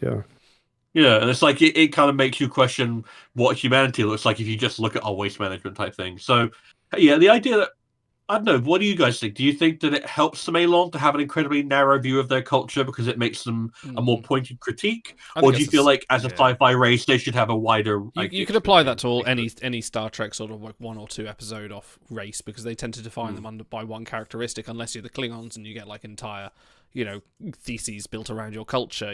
So I feel like if we'd had a whole season with the Malon like we did like something like the Zindi, then we'd get like maybe we'd get that nuance.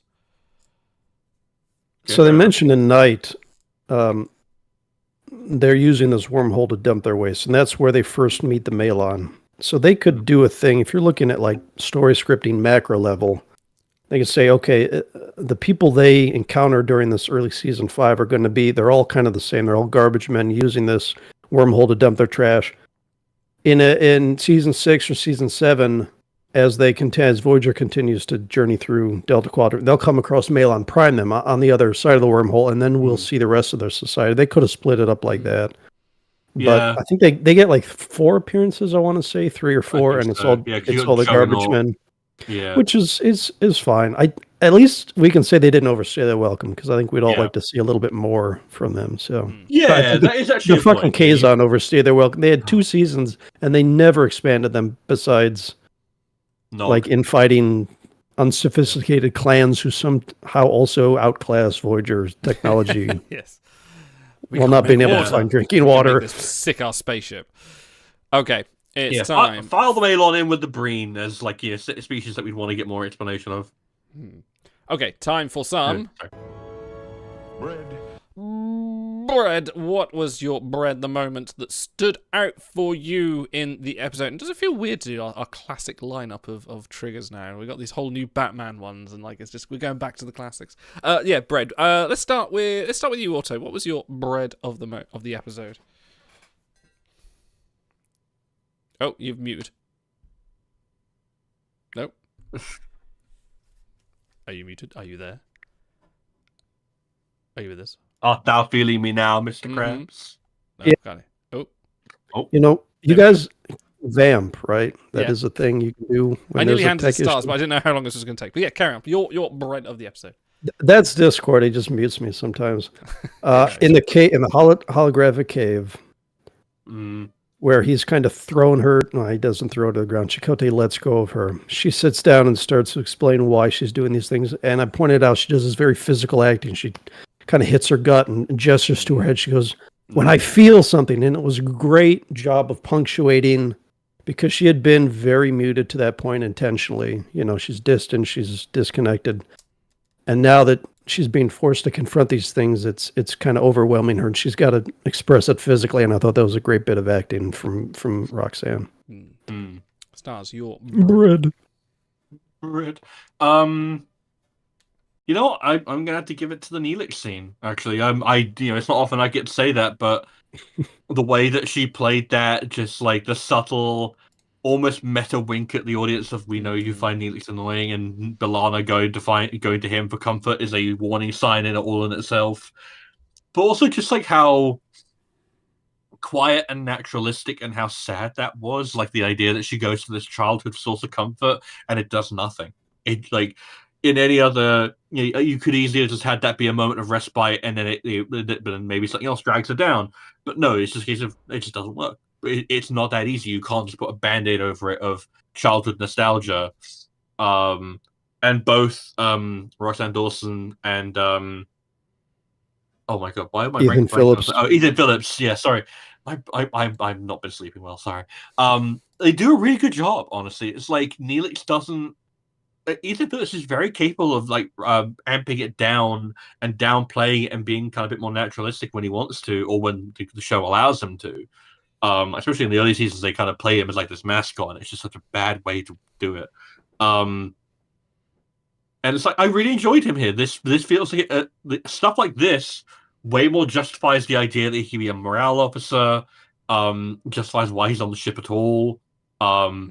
Really helps sell the idea that she is struggling for anything that will make her feel better. It's just really well played, really good scene, very realistic and very sad. I appreciate it. He was so happy that she came with no other pretense than to visit him. He's like, this is not only has B'Elanna probably never done that, probably nobody's ever done that on the ship before. It's like so the old he was person in so the old happy. people's It was home that great you've to ignored see. for the last 10 years. Is like, oh, you're actually here to talk to me? No. I want to push back a little bit on, because I think his flamboyance early on is an endearing thing. When he's taking a bath in Caretaker, he's like he's so fucking weird.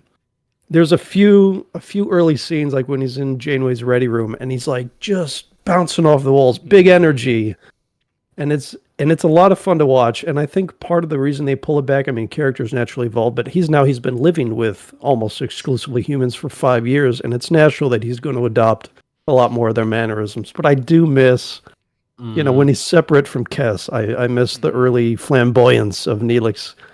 Or when he shows up on the bridge with canapes, it's like, it's great. Sorry, I'm a Neelix lover. Idle, what's your bread? So I would take an entire episode of Tuvok and Paris talking about how tail fins are not appropriate for a design of a Delta flyer. Like, that was great. It's like, no, believe that. It's just the little eye roll that Tuvok did, just went, no, get rid of them. They're not essential. You don't need it. Yeah, it was definitely just any part of them bickering over constructing like the Delta Flyer and just like, your controls are completely useless. And like, no, I need which we all agreed when we watched it. Like, yeah, this whole touchscreen panel shit in cars now is bullshit. We need proper buttons. Everyone loves proper buttons. So that was my bread. I like how we are accentuating that more and more as we go on. It's gonna be like a 12-second bread. All right, I want to slip this one in now that I have That's triggers. a baguette. That's not bread at that point. That's a baguette. Who could have pulled this off? You idiots! These are not them. You've captured their stunt doubles. Oh. What's this one again? You've given him power. What other series would you want to see do this one? I feel like there's enough meat on the bone here. You could really... We did kind of have this episode with A Paper Moon with Nog and Vic. Like, it's similar themes, but obviously a different angle. Discovery also kind of did this with Culber in season 2, which I really appreciated. Yeah. That was like one of my favorite parts of season 2. Could you imagine anyone on TOS doing this? Yes. And actually, I'll go first here and give you guys a chance to think. In an ideal world where they could have handled this with a modern sensibility, I would have loved to have seen Bones fall into some kind of terrible depression. Maybe someone died. Maybe he accidentally killed someone, a little bit latent imagey. And, Kirk would have been try to buck him up because he's his great friend. It wouldn't have worked. Spock would have had to come in and be the one to let down his guard and really kind of like pour out his heart to him and be like, this ship needs you, Doctor, and that kind of thing. And I think if they would have handled it with a more modern lens and not a more macho kind of thing, I think it really could have been strong. That's a good pick. I like that. I feel like this is a bit of an unorthodox pitch. Lower Decks. Ooh. If you did a completely serious episode of Lower Decks where someone like Mariner just completely loses that energy, and it's not played for laughs, like it just completely dead serious. No, this is serious. Like, that'd be an interesting tone shift. I don't know if it'd be too jarring. No, that's the most Lower Decks thing you can do is to completely flaunt normal, Star Trek norms. And yeah, just to get a completely serious, let's just do it. Maybe they even give it like the full 45 minutes to complete the tone shift or make it a 2-part or something like that. But just I feel like it'd be interesting because those characters are so larger than life, but they are emotionally fleshed out. They're not complete caricatures. They are fully realized Star Trek individuals, and I feel like they have the nuance to do it, and I think they have the writing chops to do it as well. So Lower Decks would be my pick. Dude, in those old scientists in Strange New World season 2, that did more for me for those characters than the other 5 seasons of Lower Decks. It's because not only are they more real now, but they give them a lot of not a lot. They give them a few gut-wrenching, very emotional, serious moments, and it's like, wow, okay, now I can buy into these characters. So yeah. Someone halfway through Enterprise season 3 needs to pull Archer aside and just say, are you okay? definitely needs to have like a. He's cracked. He's cracked. You need to like you've become the opposite of disassociated. You become completely associated, like too much. Like you are obviously running from something. There needs to be a moment where we just need to stop. Just put the park brakes on, and we just need to clear all this out. Like okay. I have to point out an episode like that does exist. It's literally called Damage. Oh, is it? Oh, okay. I haven't watched season 3 in a while. Trip. Oh. It's about Trip. Yeah. Oh, Trip. No, I was thinking specifically Archer, but well, Archer has a role in it, but it's like the crux of that episode is that a member of his engineering crew has died, like in the last Zindi attack. They're getting help from Degra, and like he has to write the letter to that engineer's family, and he's like, I didn't even really know her all that well. How do I write that letter? And then he starts seeing hallucinations of her dealing with his trauma, and he like nearly tries to kill Degra because he's like, fuck you, Zindi, fuck you for everything. He has flashbacks of Florida getting destroyed by the Zindi weapon. Like, it's very tonally similar to this, but like I liked how they did it in Enterprise. I thought it was very well done. But yeah, Enterprise is a good pick. And Archer especially, I feel like could use that emotional nuance. Any nuance whatsoever would be great. Yes, any. So I want to bring up, I don't know, we might be going long, but whatever. I was thinking about this week. I mentioned when we were reviewing some Strange New Worlds episode, it's tough to give Uhura a lot of character building moments because her job as communicator is kind of boring. Like you mute and unmute the Zoom call, and that's for most episodes the extent of what you do.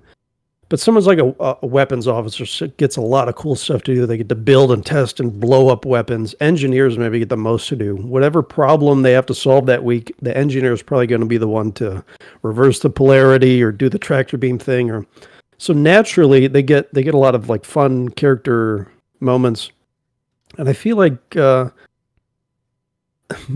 they're still, their characters aren't necessarily the most interesting, even though I think their job lends it to it. Like Scotty, he's a fun character, but he's kind of flat, partly by design because they only give the big three a lot. Geordi is actually kind of flat. Like I love him, and they do give him some character stuff, but compared to like a Data or a Picard or a Troy or something, he doesn't have a very expressive, well-defined character with a lot of interesting stuff to pick at. But Taurus does. And it's funny because I don't think a lot of that is predicated on her job. A lot of it is based on her heritage, her temperament, the way she interacts with people. And I think it's a nice thing to differentiate her from being just another miracle worker who you call down from the bridge when you need something fixed. Yeah, I feel like she's a bit more like, she is the best engineer that Voyager has, but she's maybe not the best engineer in the entire world. Like, you probably have to give that to Scotty or to someone else. And it's like, she's a bit more in that O'Brien vein of she is the best person for the job, and she is, suffering for her work. O'Brien famously goes through. O'Brien goes through this episode every episode in DS9. This is mostly O'Brien's wheelhouse. Do we want to do best worst this episode? Because I feel like there's not a lot of worst in this. It's a staple. Okay, fine. It's like bread or milk. You have to have it to live. The best advice I can give you is to just be yourself. You're the worst thing that ever happened to Zek. You're the worst thing that ever happened to me. Actually, that's the second best piece of advice. In fact, you're the worst thing that ever happened to the entire Ferengi Alliance. No. Just stop saying that. Gentlemen, what is Rom's best and worst moments of this episode? When you think about it, about 3% of this review has just become triggers of other show clips. What are you talking about? There's coffee in that nebula. Perfect. Okay. Start doing that bit from Cause and Effect where Geordi's like, we could have seen this clip 100, 1,000, million times more, and we don't know. We'll turn that into a bit, yeah. Stars, let's start with you. All right, I have to give it. My worst moment is Harry fucking Kim. What a fucking little bootlicking shit cunt. Boy, he was infuriating in that meeting. Just like, and then the instant Paris gets any kind of like, yeah, you know what, that's a good idea. Instant flip. Oh, I'll run all that, and I'm like, I won't have to sleep. It's like, fuck off.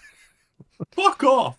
You're meant to be Paris' friend, and yet you won't stick up for him when the going's rough. But the instant the captain shows that she's remotely interested in the idea, suddenly it's all sunshine and daisies.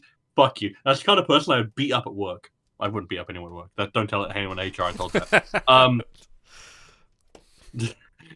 Fucking asshole. That's why he was bad. He was notably bad in this episode. Yeah, just completely underwritten, and no one gave a shit. Best moment? There's so much to choose from, man. You know what? I'm gonna pull an auto, and I'm gonna say Robert Beltran. Wow. He did an excellent job here. I think that moment where he's grabbing Balan and he's just shouting at her why is probably his best line read in the entire series. I utterly buy that he is the captain of a Maquis crew who is desperately trying to get through to probably his best friend of that crew, and he just doesn't comprehend what's gone wrong. He's let down a little bit by the kind of banality of how does we look around, how does it make you feel? Sad. It's really? I feel like that was a little bit underwritten, but he was not the problem there. His performance was excellent through here, and I really appreciated him both in that scene on the holodeck. I especially appreciate him in that bit with Balana's quarters, where he's baiting the law and well, if there's no problem, you can just show me, right? I always appreciate that moment being played in media, just if there's no problem, then you'll have no issue showing me. I love that counterplay. I love seeing that, and he played it really well there. That moment where he's going towards the door and he turns to look at her well, just really well played. So I'm not often I'm going to give that to Robert Beltran, but I had to here. Auto. Title. Oh, okay. My worst was definitely going to be also Harry Kim this episode. I'm gonna yes. I also going to be a clean sweep. Yes, this dead man's Harry Kim. It's he was just awful. Even on the Delta Fly, he was even throwing out doubt all around, and to the point was oh, Balana's here. Okay, fine. There's this. Okay, right, whatever. Yeah, he was just terrible. Best moment. Obviously it is the Chakotay scene, but I'll also throw it to Neelix for his scene in the mess, and sort of that you really see the disassociation in Roxanne Dawson's acting here, and how much you can feel she's struggling just by, and I've been there. I've been at conversations where I've just been silent, and I've just been okay, now I need to smile because that's what's expected. Okay, great. Right, off we go. I completely see that, and that kind of hits in a space that you recognise, and that's a good point of a worthy scene. Auto, your best and worst. I'll start with my worst, which is kind of a nitpick. Oh. But they're messing. No, it's actually not going to be. They're messing around in the Delta Flyer. Paris and Tuvok are arguing about the buttons or whatever, and then. Taurus perks up. She hears about the microfracture. She's about to leave. Kim asks you, where are you going? She says, the holodeck. What for? To find out if this microfracture problem is a fatal flaw. And then they cut the scene, and it felt like such a writer's line. You know what I mean? It was just... I thought it was delivered fine. Yeah. Yeah, it was a trope, and it felt like, all right, here's where we're going to cut for commercial. It's a fatal flaw. I don't think anyone would, talk like that. The fact that wasn't in that trailer with the club music was a bit of yes. Yeah. So that is nitpicky, but it just... Just get me to cut those things. No, you can't improve on perfection. Those are pretty great. You gotta have the... Yeah. My best moment, I will also skip the Hall of Awesome inductee, because that's gotten its own shine. Janeway, when she confronts Torres in the sick bay, she's great early on. She lets out a literal guttural, disgusted ugh when she hangs up on the Malon. She's like, she doesn't even want to deal with him. But she goes to sick bay to confront Torres. First of all, I love Doc in this he gets 3 seconds. He doesn't smile. He doesn't crack a joke like he normally would. There's no sarcasm. He can tell this is real serious. When Doc takes it seriously, everybody else takes it seriously. So she dismisses him. And just like with Chakotay, it's an adult coming into the room who already knows the child is lying. They have the evidence in hand, and they're going to see how the child tries to justify it. And it's a great scene. She's very serious in it. She cares, but she's also not going to let it continue on board her ship. She's a captain in that moment. It's everything. It's a very Picard maneuver, that whole scene. And it's just a fantastic acting from Kate Mulgrew. It's like I'd be quaking in my boots if that were my mom and she came to confront me about something. So I thought it was a really, really great job by her. And it was a good counterpoint to Chakotay. Like the whole theme running through the episode was good. Okay, gentlemen, it's time.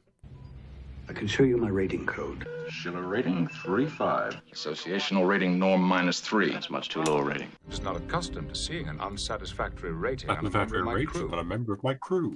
Gentlemen, I need to see your Schiller rating code, please, for this episode. But first off, stars, please, what is our criteria label this time?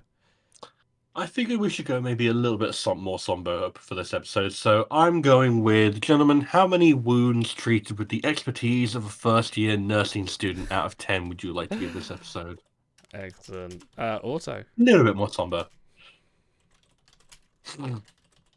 I'm giving this 9.5 wounds treated with the expertise of a first-year medical student.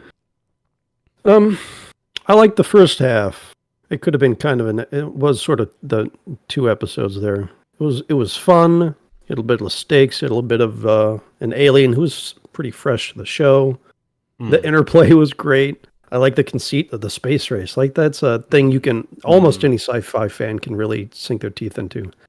I liked the shift into the second half. Like they everyone took it seriously, so the viewer took it seriously. Those string of scenes where they were confronting her were very real, very well acted. Roxanne knocked it out of the fucking park. But maybe it's not even the episode's fault. It needed better payoff. It needed, smiling at banana pancakes is, like I said, it's the do. It should have ended somewhere like, someone goes, are you going to be okay? And she'll go, no, but I'll work on it. And then end it like that. I think there is a DS9 episode that literally ends like that, yeah. Or just say no and walk away. What the fuck, you cowards? Like, you're going to be back next week. Leave them hanging for once. You don't even need to tie it in. Just say, no, I'm not okay, and it's okay to not be okay. Yeah. They just, they kind of botched the ending. But outside of that, we barely talked in the watch along because it was, we didn't want to miss any lines. So it was one of those kind of episodes. And in a string of season 5 where it's just all hits, this is another hit. This is why we're doing all Voyager season 5s in a row. Banger after banger after banger. Go on, stars. What's your... Yeah, I think I did overcook my pre-rating a little bit. I'd forgotten just how annoying Harry was and how the kind of inexpertise that ending was. And there's bits and pieces here and there that don't. But I still feel like the actual parts of the episode that matter still hold up absolutely. They still resonate. This is still an incredibly relevant episode 30 years on. It'll probably be relevant for another 100 years. Mental health needs to be thought. I brought up that Twilight thing, and it's not a case of I thought that this was positioning as teenage angst. It's that's an example of how to do it badly, and this is how I want it to be treated. This is there is no condescension. There's no Saturday morning special kind of feel to it. It's just a case of we have a friend. She's going through some stuff right now. We need to be there for her. How does that look? It's just very frank and honest, which I appreciate. So I'd probably, I'll park up right alongside you like that Malon did with Voyager, despite them being in a space race. I'll have a 9.5 wounds treated with the expertise of a first-year nursing student out of 10. Awesome. So the impetus, sorry if I can cut in, the impetus for this episode, she gets some news from home that's brutally bad, and it kind of causes her to retreat in on herself. And like you say, it is going to be always relevant. Not to get political, but okay, if a young person flipped on the news or looked online and they saw footage from Gaza right now, and they see children slaughtered by the hundreds, and then they ask themselves, why the fuck am I going into work tomorrow? And you just existential dread. Like, with the amount of terrible news that gets pumped into us on a daily basis, sometimes we choose to pump it ourselves by looking that stuff up. It is so easy to get to that kind of headspace where nothing matters and you're desensitized and you're shut off. And so, yeah, it will always be relevant, but maybe even more so in the future. Maybe even more people are going to kind of reach that point on their own because of the way that we're being engineered. And everyone should watch Extreme Risk. And that's how you'll get through it. Yeah, eat banana pancakes, and then you'll... That's true, yeah. With a strange little leaf on the side. It's a little bit green on there, which I didn't understand. Is that one... maybe it's mint. That's true. I don't know. Ooh, that's pretty quite nice. I will slightly park slightly back from the two vehicles in front, just having a moment at these traffic lights there ready to race. I'm behind, just enjoying my normal commute. I'm going to give this a 9, just straight 9. This is a very good episode. It had very good morals with a few nitpicky moments to stop it being excellent, mostly being the ending. Could have had some balls to serialize it a little bit and give B'Elanna some growth other than just enjoying strawberry pancakes because she made a Wesley Crusher style force field out of like an EM pulse and a phaser. Was that good or bad? It was, the MacGyver shit. It was okay. It was very. I thought it was fine. Yeah. Vor couldn't have done that, so there you are. Yeah, that's why you had B'Elanna on the ship. So she did it in a short craft in a cave with a box of scraps. Okay. Dude, he's just Vulcan Harry Kim. Like the cooler Harry. She dismisses him twice. You're in my seat. This episode is a stunning 9.3, which is so far our second best season 5 Voyager episodes. Auto, I know you wanted me to track those. What's our season batting average? I actually don't know that at the moment. Hang on, let me very quickly... You have one job on this lousy show. It's stupid, but you're going to do it. Hang on. The average is actually also a 9.3 at the moment. So, nice. This is perfectly on track. They're all as good as Extreme Risk so far. It's currently better than an R rating so far, better than the Strange New Worlds pilot. Same rating as Way of the Warrior. Not as good as Peak Performance. And not as good as Latent Image, which we also reviewed recently. So yeah, I think I wrecked that rating because I was so sweet on it. Apropos of nothing, I feel like Strange New Worlds pilot is one of those you had to be there moments, because we had a bunch of different styles of Trek, and then they show up with like Kirk beaming down to the planet and preaching about democracy and diplomacy. I'm like, yeah, Star Trek's back, baby. Like, this is, we're finally getting to... Yeah. There was a lot of tension on the air, but that one was like, please just be whatever I want, and it was. Okay, thank you everyone for watching. For people on stream, stick about. We're going to watch the next one, In the Flesh. And for everyone in the review, we'll see you next week. Next 2 weeks. See you later. Live long, prosper, and ta-ra! Yeah, you guys never hear that ending music, do you? Okay, let's do... the next thing. What's the next thing? Here we go. Right. In the Flesh.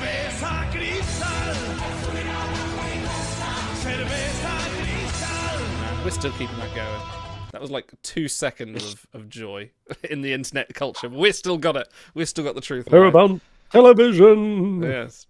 Okay. I need to update the titles here as well. Meanwhile, is this really episode 198 of the show? Damn, that's a lot of episodes. Is it? No, that can't be that. No, that can't many. be right, because no, what was it? The one where they crash into the ice planet. That's episode 100, isn't it? Yeah, this is... I think it's just title. I think it might be 97. Oh, yeah. Is that 97. Star Trek? Is that like episodes of Star Trek they've done like episodes of? Maybe. I think they label it 1 as in the first run or something like this. You're like a dream come true. Do you want to watch a wonderful trailer for this? Well, you know what? First, I want to do something. Okay. Because I've wanted to play the trigger all night. I swear to God. Swear to me. And I swear. Wow. That's apropos of nothing. I just love that trigger. You can plug it into any show, so we can. Yeah, we can. We'll use it in the future, guys. I've given you the triggers, so it's all on you now. Right, let's watch this trailer for In the Flesh. I don't know what kind of style this is going to be. We might not get our club music here. This is time on Star Trek. Yes, let's do it. This may look like home. Welcome to Earth. They may act like us. These are some kind of aliens learning to pose as humans. But trying to expose the truth. Sex. Report. How much does he know? He'll have to be interrogated. Means uncovering this crew's worst nightmare. The species intends to purge our galaxy of all life. Voyager may be the last defense against an all-out invasion of Earth. Invasion of Earth. Star Trek Voyager. Oh, bro. That's more apropos. That's Dude, that was an awesome trailer. It had every sex, aliens, phaser, like dramatic line reads. Dude, that's a great trailer. You know what I love? Like that bit with like Seven and Janeway, it's just zooming in on them. I bet you it doesn't have that zoom in the actual thing. They were like, no, we can juice this. We can make this more dramatic. No, I do remember enjoying this episode quite a lot. It's a different take of going back to Starfleet because it throws you in the first bit. I remember it's like, oh wait, where are they? Hang on, what? It gives a little bit of a mystery, isn't there? I remember it being okay. I think that when I was looking through season 5 for the big run, I was like, oh, this one I'm a little bit less cool on, like because it's like, you know, fuck it. The episode's 30 years old. I'm gonna fucking do it. Having the idea, like, Species 8472, one of the coolest fucking aliens in the history of Star Trek, and they were just gonna defang them in the second appearance. Yeah. Like, come on, guys. Like, just especially when your opening negotiating position on that alien was, we're going to eat your entire universe, or whatever it is they say through like the telepathic contact, right? And then it's just like this, and it's like it's fine. But, like, I don't know. I don't love everything that Star Trek Online does, but I like that they kept Species 8472 as a legitimate threat. Because they are a really cool, nasty alien. They are such a cool fucking design. And it's like, I remember being kind of down on this episode. So if you don't mind my giving my pre-rating, do it. I'm going to go with a 7 for this one. I know that's, you know, sacrosanct, but I think this is going to be a 7 for me. How about you, Otto?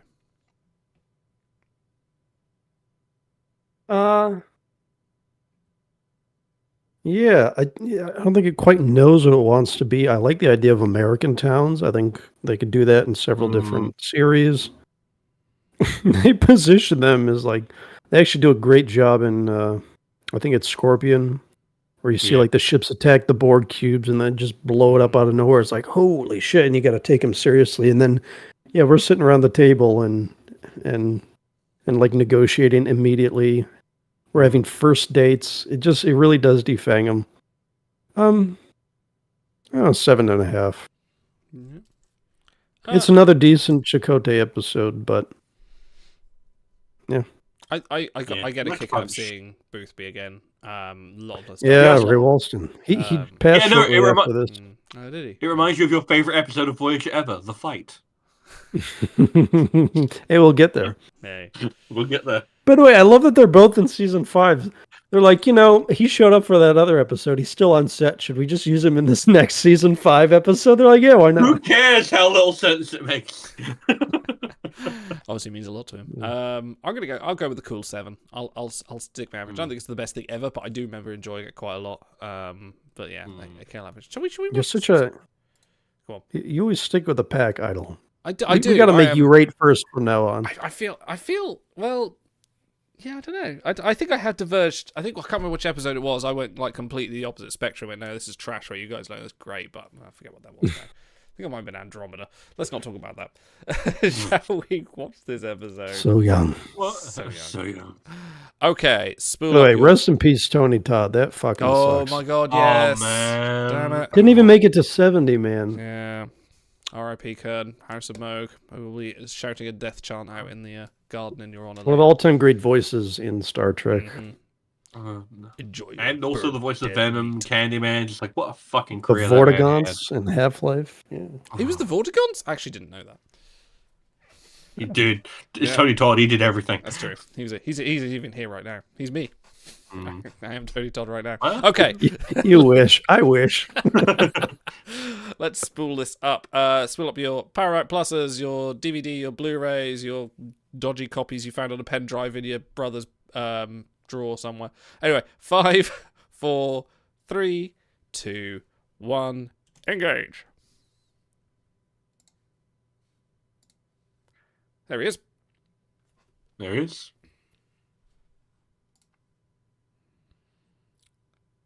Oh, a Ferengi. 2 Ferengis.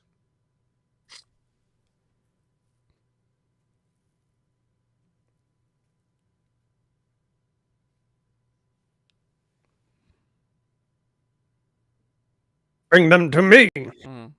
Problems. Don't talk to me.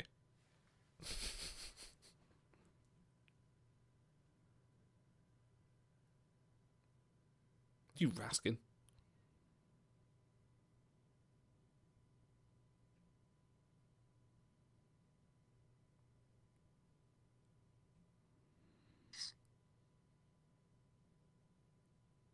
Sneaky, sneaky.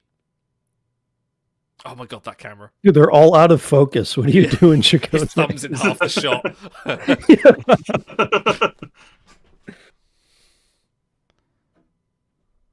That fucking camera. It isn't nice. I like that close-up. Mm. Another Ferengi.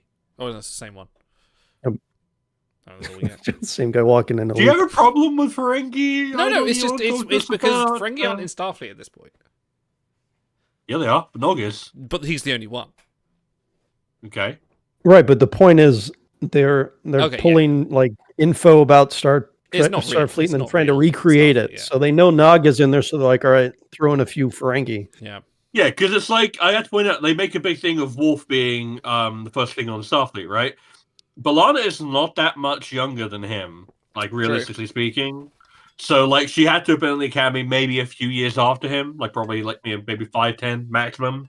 So, like, the idea that Nog was the first one and then other people went after him is not, you know... Do they ever say that he's the first Klingon in Starfleet? Do they ever actually come out and state it? Like, as in, probably... I'm sure it has been. It might be one of those things that someone in a future storyline go, oh, got a Klingon in the End era. Ah. It was never actually said. But it probably was.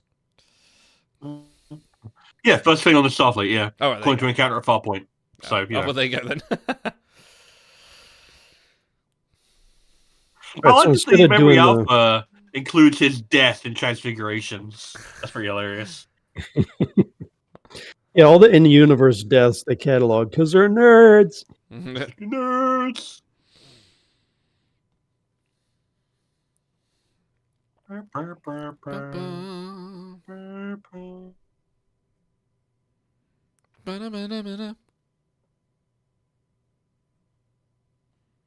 In the future, only the rich have access to clean water, so landscaping is banned in the Federation.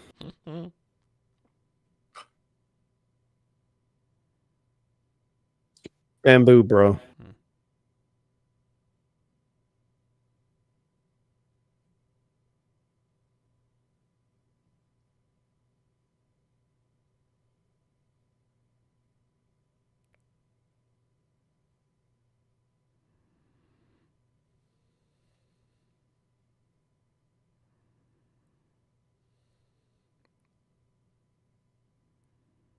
You should have put him in a full like beekeeper's helmet.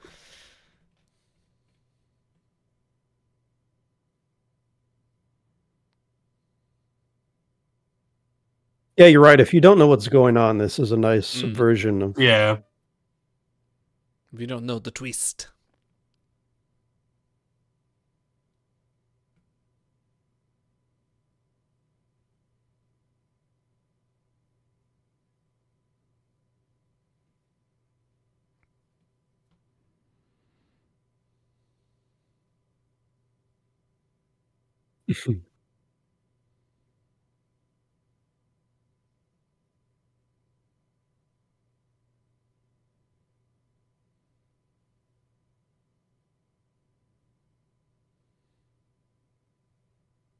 How does he know he's a commander? Did he read the Maquis insignia? The pips, yeah.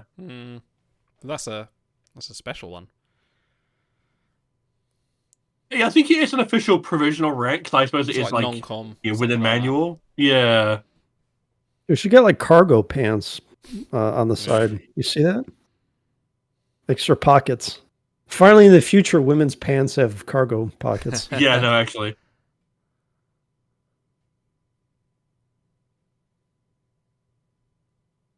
He's like, people are being nice to me. This is suspicious. Yes. Yeah, it is kind of a plot hole over Tired. They know, like, down to the micron what everything is like, and but they don't know what they got wrong. It's a bit of a faulty premise. Well, because aren't they going off of the records from Voyager? Maybe. I'm not sure exactly how they explain that. I forget. Yeah. I should have come across Philippa Lavoie. Yes. It wasn't until I rewatched this episode after watching Battlestar Galactica I went, Ellen Tigh. Oh, yeah, you're right, actually, yeah. Hayek. Named after Salma Hayek, by the way. Actually? Well, that's what's... Is he going to do a dance at the table with a snake? Like...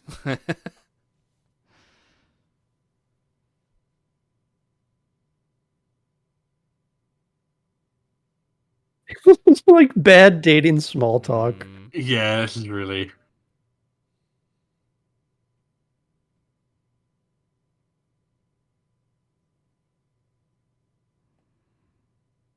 I think Janeway should have tried that hairstyle. Didn't she kind of?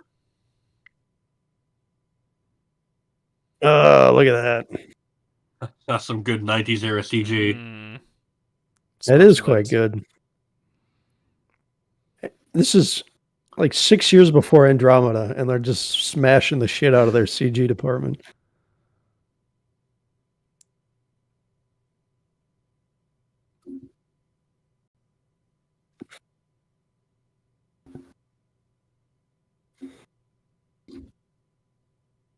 There it is. Yeah, there you go. Misogyny, capitalism.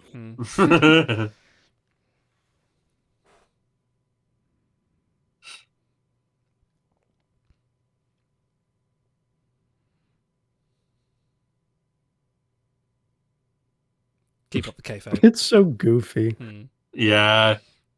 It's a little bit like 70s Invasion of the Body Snatchers in tone, but like done in 90s Star Trek. It's a little bit... Yeah.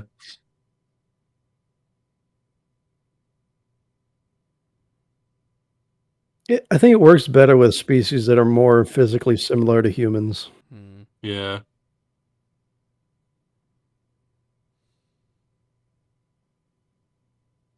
Oh, his catchphrase. Sensors. What are you talking about? Sensors. It appears we have lost our sex appeal, Captain. No, the thumb is not attached. You pull that's how you know it's wrong. Yeah. Do you want to like get a little bit further away from him before you say that? Dude, they're all actors surrounding them, and they're... Dude, this is so that guy stupid. is within earshot. Yeah.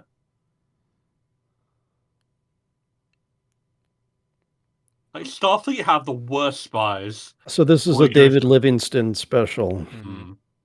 And he said he was so impressed with the sets, he did try some wide camera angles to try to capture it all.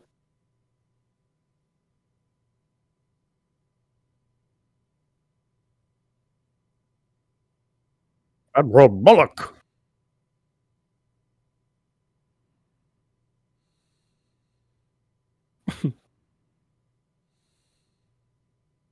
He is charming when he smiles. Oh, that was such a Spock. Yeah. Spock move. The ease with which he... I like the idea. It's like 3. It's like, did I give you an order or not? Yeah. Why is Harry on? Along. He's not driving. He's not... No. You have to remember to roll the window down to make sure that he gets to the bear. He's got his tears on.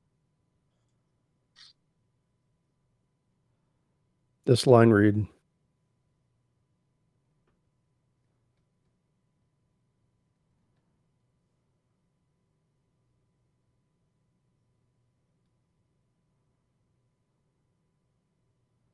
For some reason, do the dramatic zoom.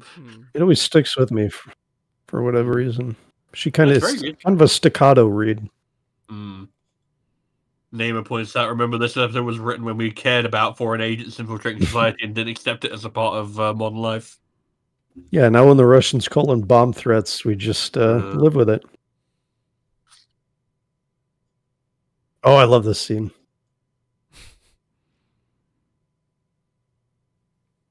Oh, yeah.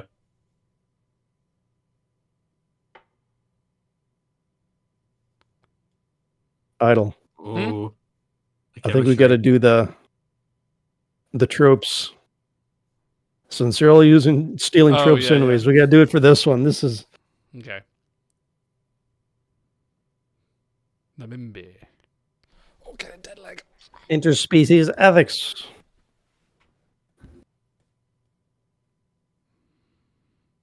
Oh, yeah.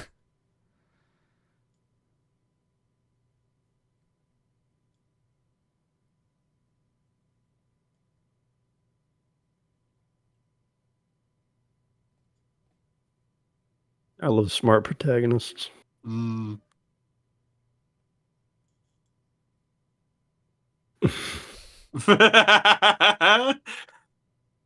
love Paranoid Janeway. That's great. She's still taking a risk, though, being alone with him. Yeah. Oh, never mind. There's security.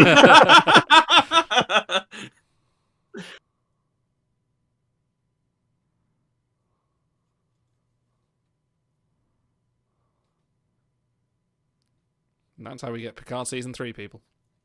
It's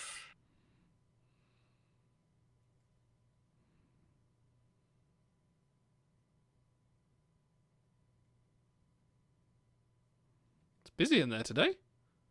Oh, she's testing everyone. Oh, yeah, okay. they got a... Yeah. It helps if you pay attention to the dialogue, Idle.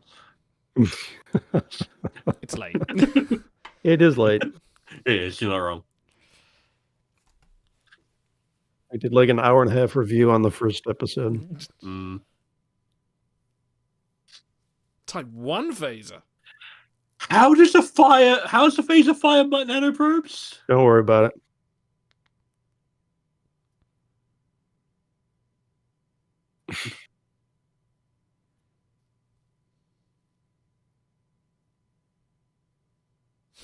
Oh, I've always wanted to be like to date someone.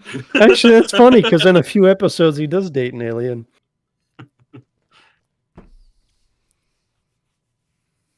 Great lighting, yeah, in this episode. With the push of a button start. All right, overtired.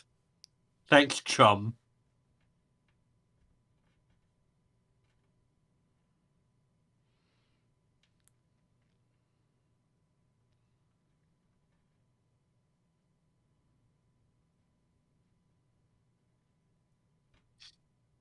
Wait, no, that's whiskey. Let me grab the other one.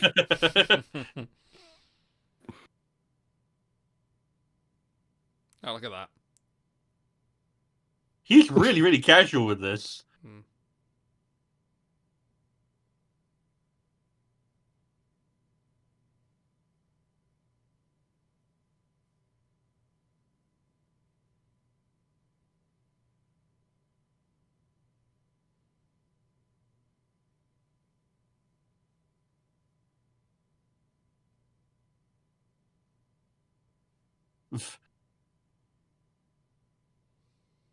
I just wanted to explode and cover them in like jibs.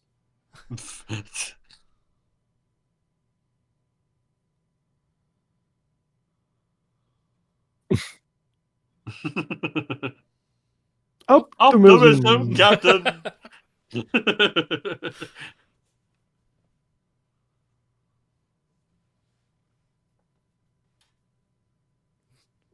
Fucking Dr. Oppenheimer here.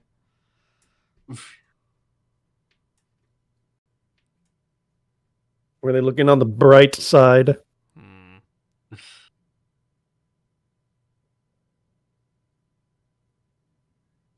Yeah, talk to me more about detente. That's date night. Oh man, I love being at the Quantum Cafe. In my uniform. They need some like retro things on the wall or whatever. Yeah. Like teal signs with that curve. Mm. What was that club that they used to go to in Enterprise for like the pilots, the test pilots? Was it the 612 club or something like that? Something like That was that. a decent, yeah. Midnight Orchids.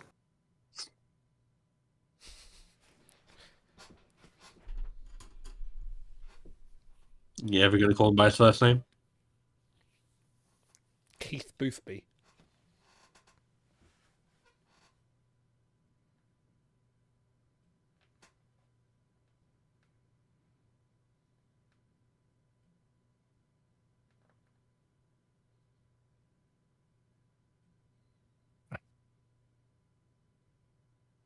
This is not great.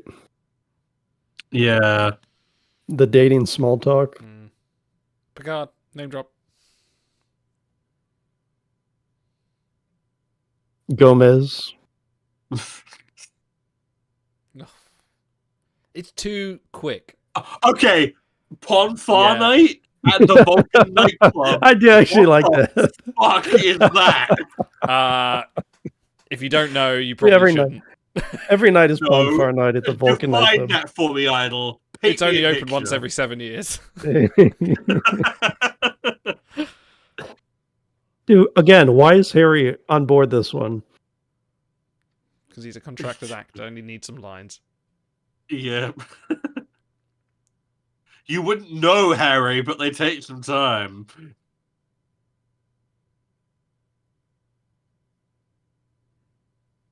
You wouldn't know, Harry. Yeah, actually.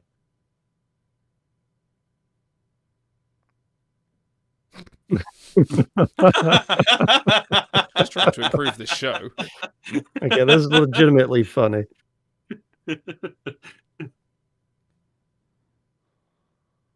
Yeah, Tweedledum and Tweedlefuck. No, it's Captain Proton Buster Kincaid.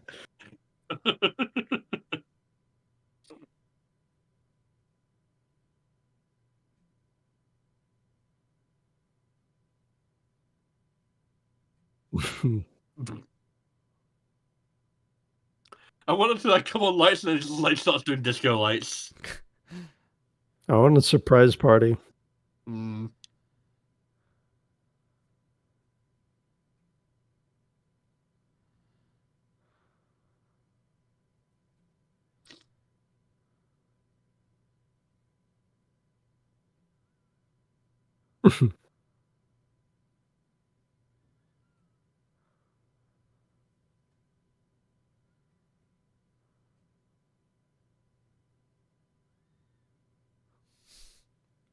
I'm more into studying books than actually reading them.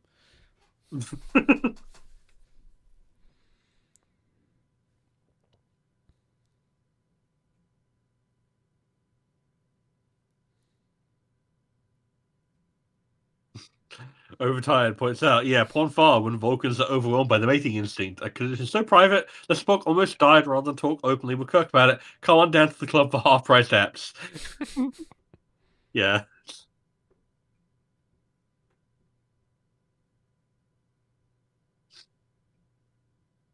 They think you're cool.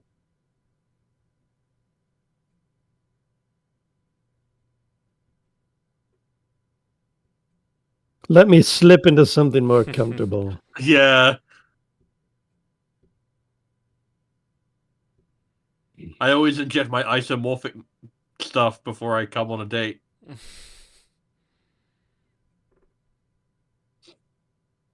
Just this ominous little terminal. Come to Quarks. Quarks is fun. Come right now. Don't walk, run. Oh, look at the shadow shot. Oh, there. Yeah. There's your trope. Dude, there's so many tropes in this episode. Yeah. Although I will say the trying to get data when someone right before someone comes back and the tension there, that always works for me. The tension of being caught. I like that. Injected into the here we go. sexiest part of the body. Oh, He's about to do that.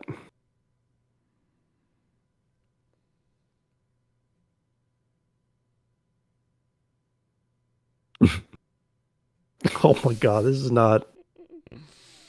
Yeah, I remember this episode not being great. She pulls her like head and moons him. Oh my god. Dude, I feel like Harry wrote this dialogue for... Yeah.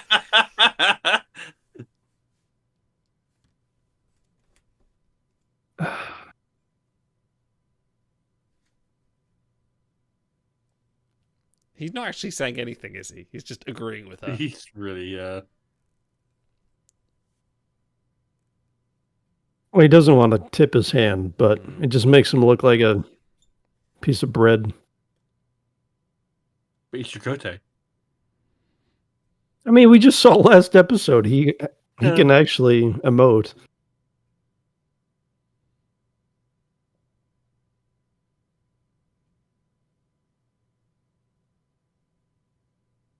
The Berg. The Berg.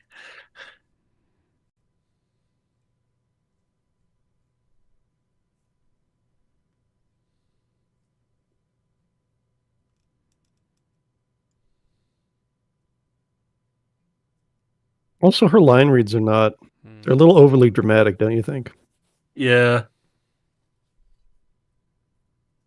Oh, I hate this line.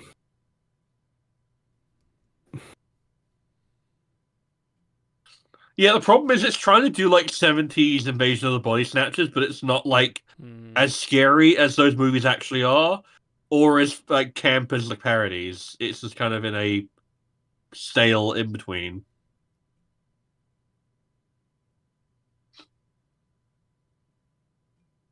Chakotay's like, oh, my purse.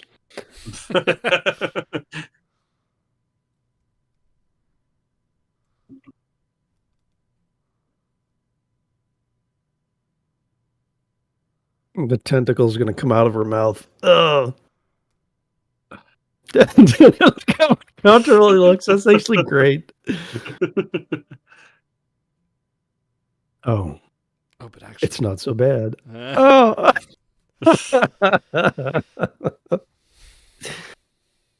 I love it. Harry Kim could never. He would have wet his pants by now. There's a lot of things Harry Kim can't do. Yeah, love him and leave him. Oh, she's overwhelmed. Got the vapors.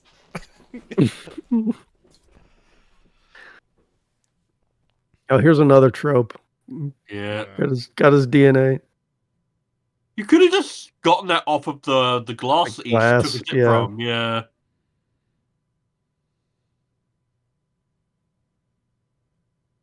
He is human.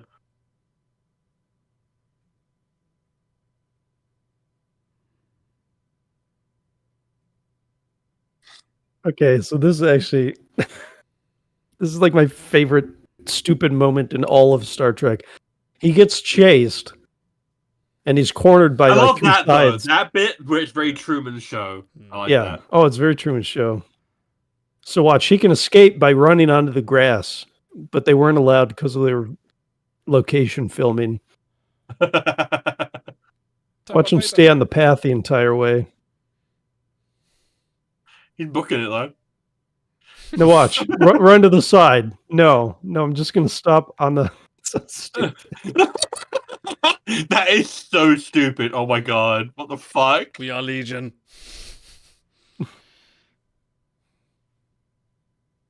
Another nice night. Incredible.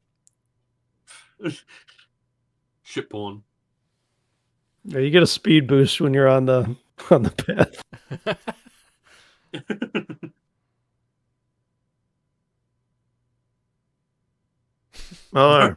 Mar. Extract them. Nice.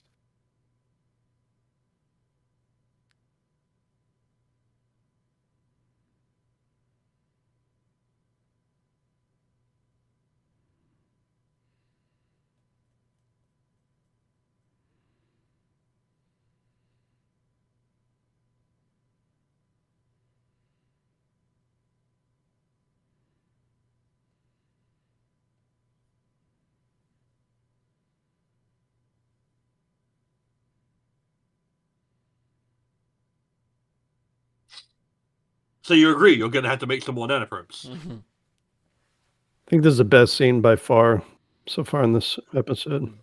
Mm.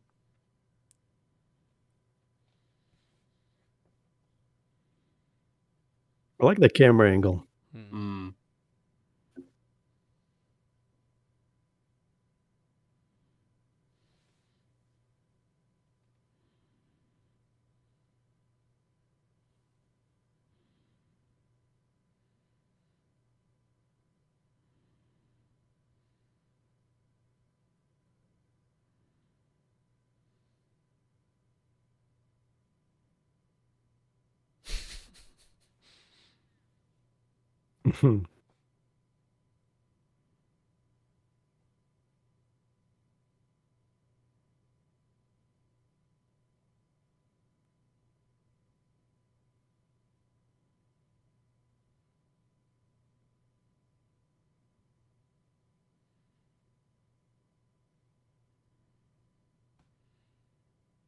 I feel like it was a little bit Bond villainy with the nonchalance and yeah, a little bit.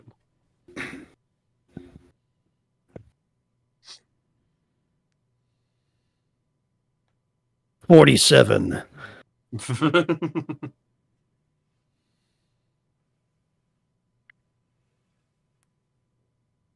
You're like a dream come true.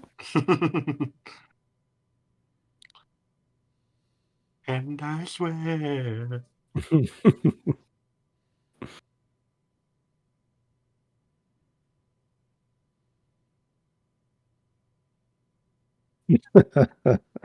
Snitches get stitches. Mm-hmm.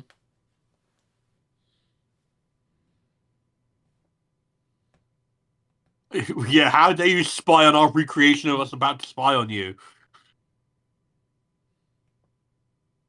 Actually, one of my favorite Chakotay moments is when he gets captured by the Kazan and they're working him over.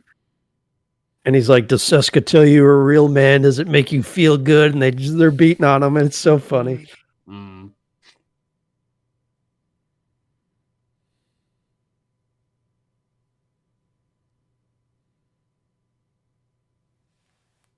Shields to minimum. I guess. Just a little shield. Take the edge off. The only time that really comes up is that bit in the Outrageous of Conan when they try and use laser weapons on the Enterprise. That's quite good. Regulations do stipulate you have to raise shields. They have a second shuttle bay? Yeah. That's been the thing for a while.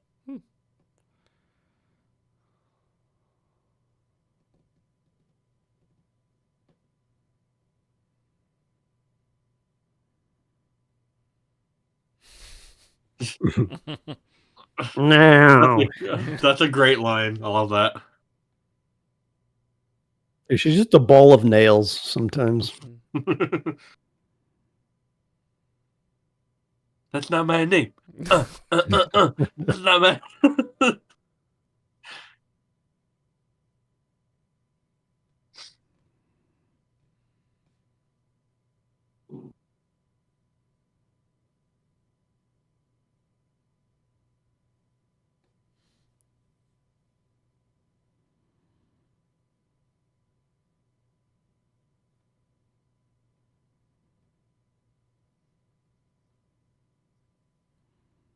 I like that big Starfleet Delta sign hanging behind the bar. I feel like if I had the money for a home bar, I'd probably put one of those in.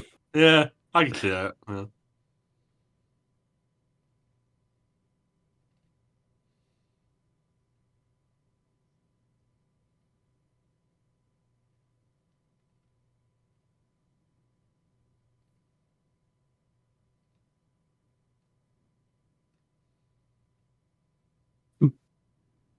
They have a different klaxon for everything that could possibly be happening. That's the Voyager klaxon. Yeah. The lavatories are offline.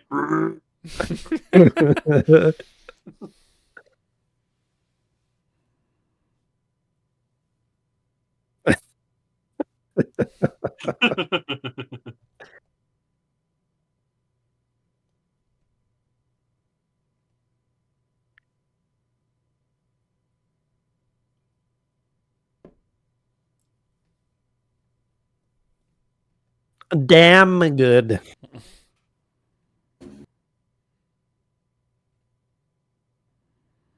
Okay, again, how do you send them along a I think phasing these are stream? torpedoes, actually, so that's Oh, fine. okay.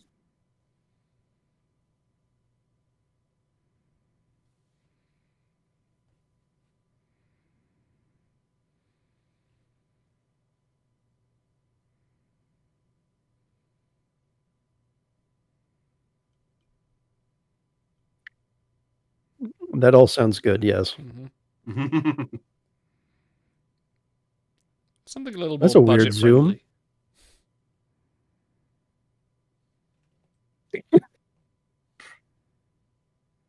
That reaction shot to the phrase class reunion.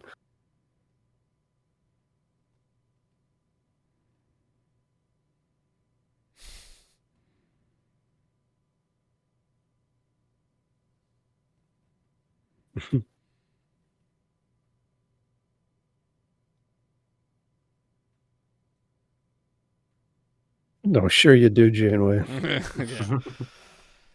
Oh, there you go. Calls are out. That meme with the car on going into the off ramp of like, fuck the prime directive. Of course, she's going to take the opportunity to.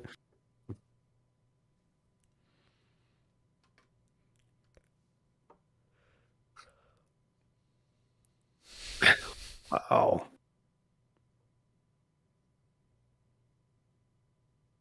Once a chode, always a chode.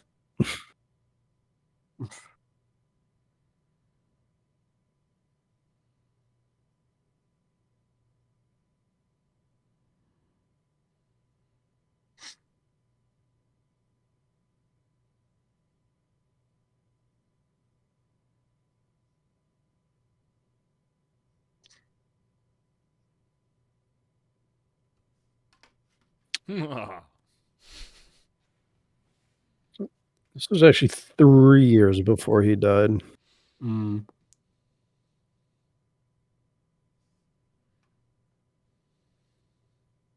So he would have been about 83 here. Mm.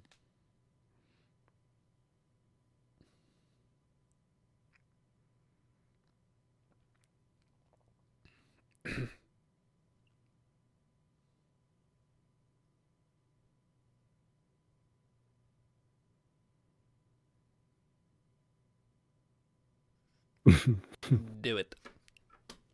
This is a very Starfleet way to handle the situation. Also, she could have just lied and brought up a picture on the thing. Yeah, and that actually should have been their plan. Yeah.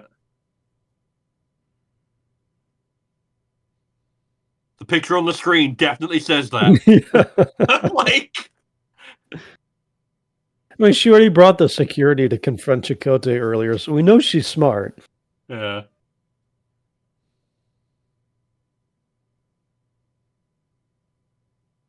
Dude, you recreated the Quantum Cafe and you're accusing them of being dramatic? Yeah.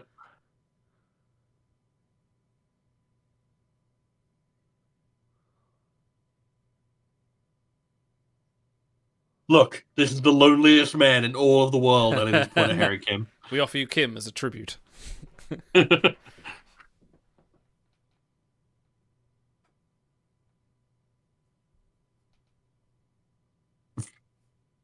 Listen, we were really heated. Yeah. We were,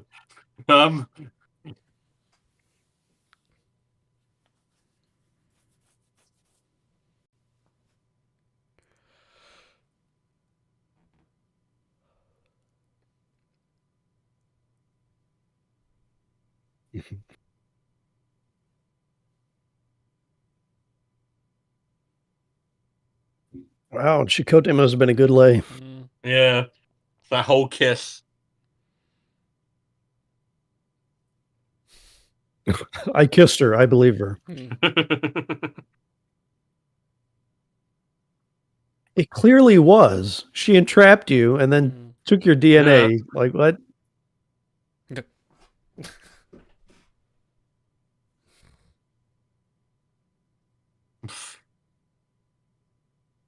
So the actor has Bell's palsy.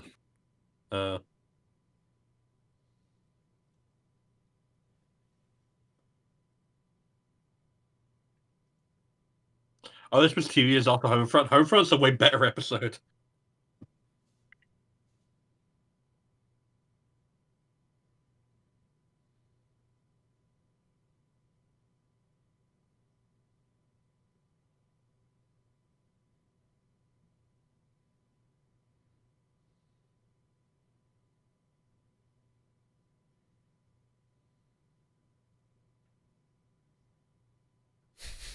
He's got some real Bones McCoy energy.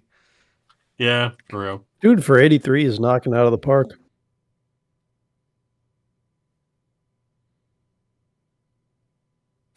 Fuck no. He looks miserable. That means it's a good idea. Yeah, both sides are unhappy. Then it's a compromise. Yeah.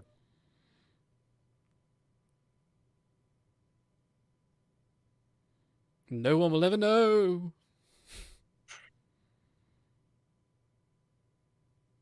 It is a sweet design for the biosphere, the biome. I just realized there's no captions. Oh, yeah. Well, they're on, but they're just broken.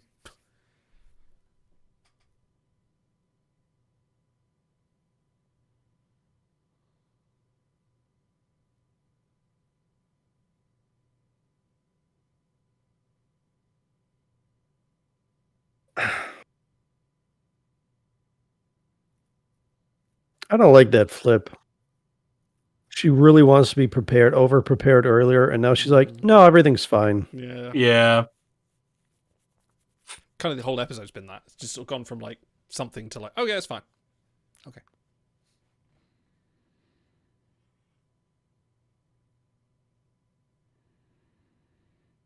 Species 8472 could recreate everything except the captions. Thank you, Overtide. God, Neelix is there. Look at him standing at attention. What a dork. Ambassador Nelix. Oh, dude, that guy's face.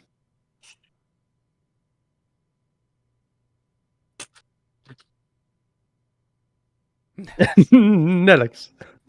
No one gives a shit, Neelix.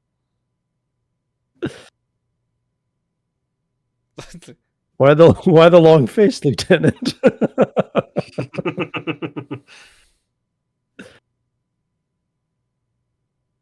Dude, everyone looks so weird in natural lighting.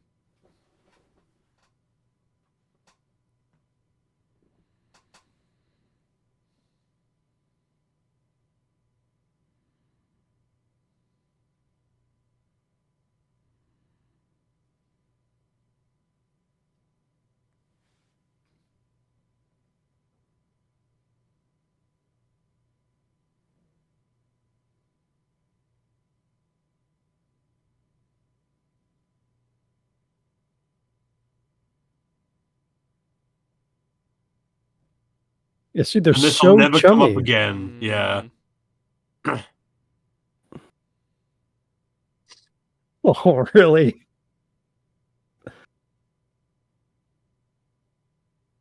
Yeah, I think 7 might have been generous. It's not terrible. It's just humdrum. Not great.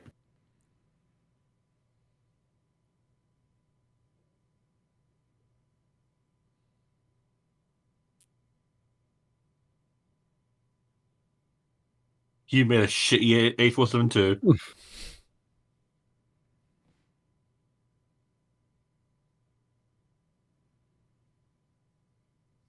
he's still trying to get laid. Yeah. Yeah, for this real. This is where I secrete my eggs. This is where I keep my floop. This is big hairy Kim energy right now. He's still trying.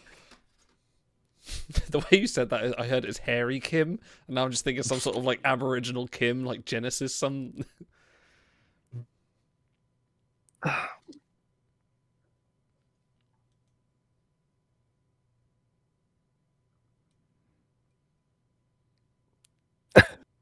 Actually, that's good acting by Robbie. Bobby Belts. Oh, right, okay. And we're going to leave. Okay. Robbie Two Belts.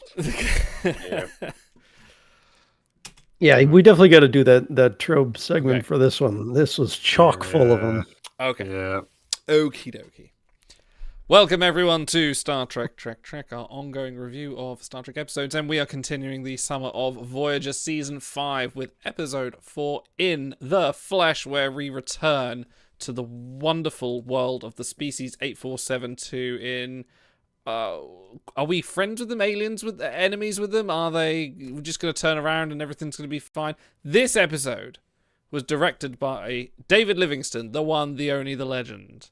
The man amongst men who has done lots of episodes. This was written by Nick Sagan. Not many titles, but the ones I picked out were Attached, you know, the Picard Beverly one, Course Oblivion, and Juggernaut. So a few titles. Relativity, Gravity. So he's done 7. Yeah. By the way, happy belated birthday to Carl Sagan yesterday. Today we get Nick Sagan.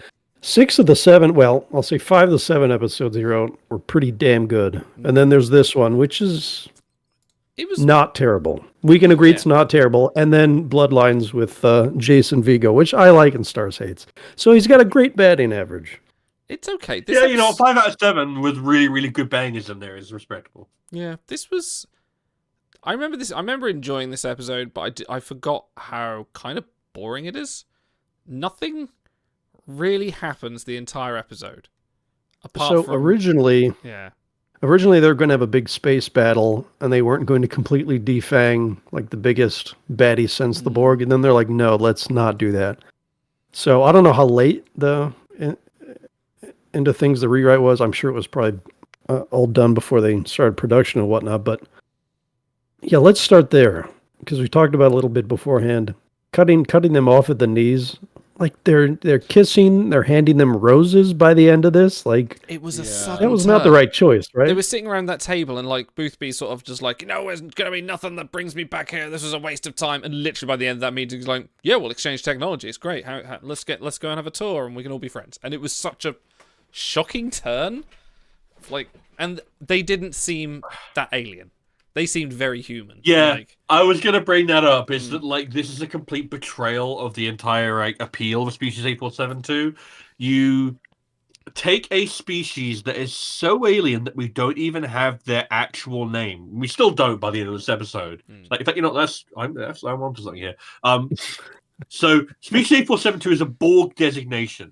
And they're called that because they're so unknown that Voyager knows nothing about them. They're a completely unknown quantity. They come from a type of space we don't even know exists. Fluidic space. What the fuck is that? Probably pretty wet, right? And then by the... I was going to say about as wet as Chakotay was after that date, but... Yeah. And then, like, by the end of this episode, you could literally call them anything. This could be any generic one-off. Like this could be what was the fucking name of the Irish people in up along that, or the Bringloidy or whatever it was. They could be the fucking Bringloidy. Yeah, for how like much of an impact and how threatening they are. Yeah. Like there is nothing alien about them, and there's a refusal to make them alien. It's like, oh, they're in human form. It's like, okay, you're refusing to. How do you shake hands with the species 8472? I don't know. Show me. Like, is the CGI budget not include enough for Janeway and Species 8472 to shake hands? Like, if nothing else, that'd be a cool image that would actually represent a bridging of like two weird incredible species. But instead, it's like just filing them off and ruining everything that's unique about them. And like, here's the thing: this episode is like, and we still don't get a name for them. Like, you don't even get an exchange from awful, incredible enemy to actual developed culture. We know nothing about them, really, in this scene. It's like, oh, they're just like us. Oh, so they're boring then. You have nothing to say about what they're like. Like, the Malon are more interesting because they're like human capitalism filtered through. And this is, it's human paranoia, except it's not. It's it's a military mission. It's like, it's just completely warping the idea. And this entire episode has this problem where there are cool moments and cool scenes that happen. Like the opening is really, really awesome and interesting if you don't know what the twist is. And that scene between Seven and Janeway where they're talking about Directive 010 is really cool. And then it's like in between, there's a lot of padding and a lot of let's just talk about doing various like body snatcher tropes, but without any commitment to actual horror, without any commitment to like violence, really, apart from like one guy gets phasered.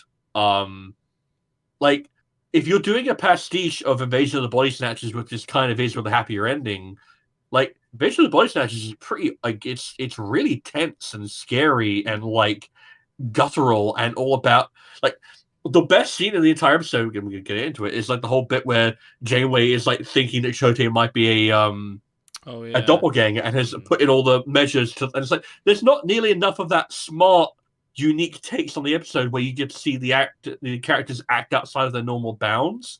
Like, for a species that literally said we're going to purge the galaxy of all sentient life, they're not very threatening. No, they just hang around. By making roses, okay, fine. That's what we've decided is a good use of the coolest species you've made in the last 10 years. And he's like the head admiral. Yeah, they put him in command. This was, the more we talk about it, the more flat it feels. And it's more disjointed that they heavily invest, like the Species 8472, which I just had to look it up. This is their last appearance. We have this and Scorpion. Yeah. I thought they were more prolific through Voyager. Nope, that's it. Like, and that's such a shame. That... They show up in that, the Hirogen are hunting them. Okay, yeah, but I mean, as like a serious plot point, like for the episode, like. Well.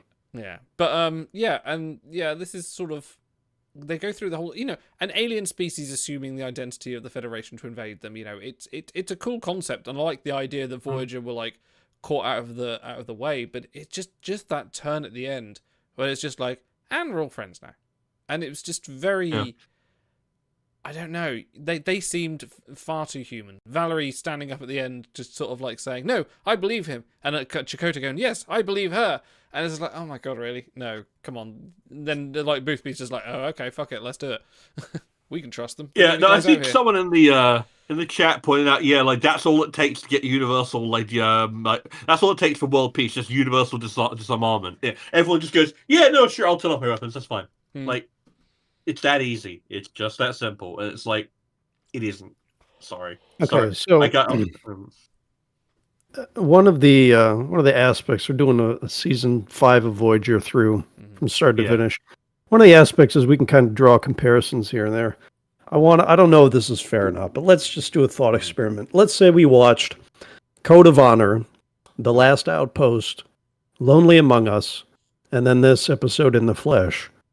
This would be like an 8, maybe, after those 3.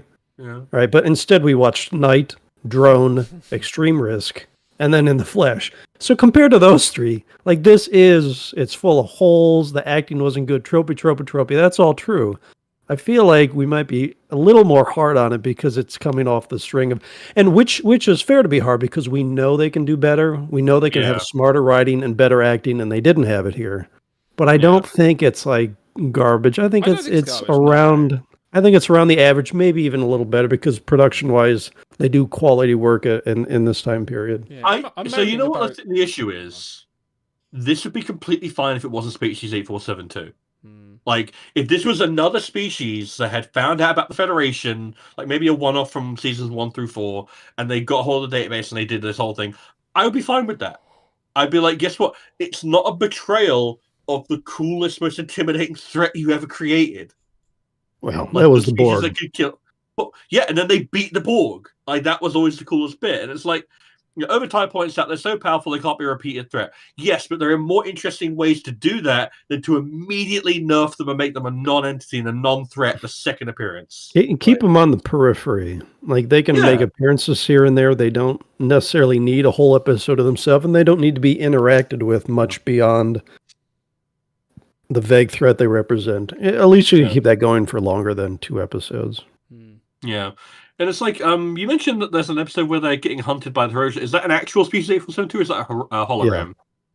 No, it's a real 8472. Oh, yeah, it's Prey, isn't it? Yeah. Like, more stuff like that where they're unknowable and, like, inscrutable, and then you can slowly develop them to be a bit more recognizable. But, like, to throw the baby out with the bathwater and just, like, go completely from the most alien species we've ever seen, like, literally just Is this the first completely CG alien we've had in Star Trek that's like kind of like this, presented like this? Probably. I'm sure there are other ones that were rendered completely with CG, like on the view screen or whatever. But like in terms of like interacting with human characters in this way, it's pretty, kind of a groundbreaker.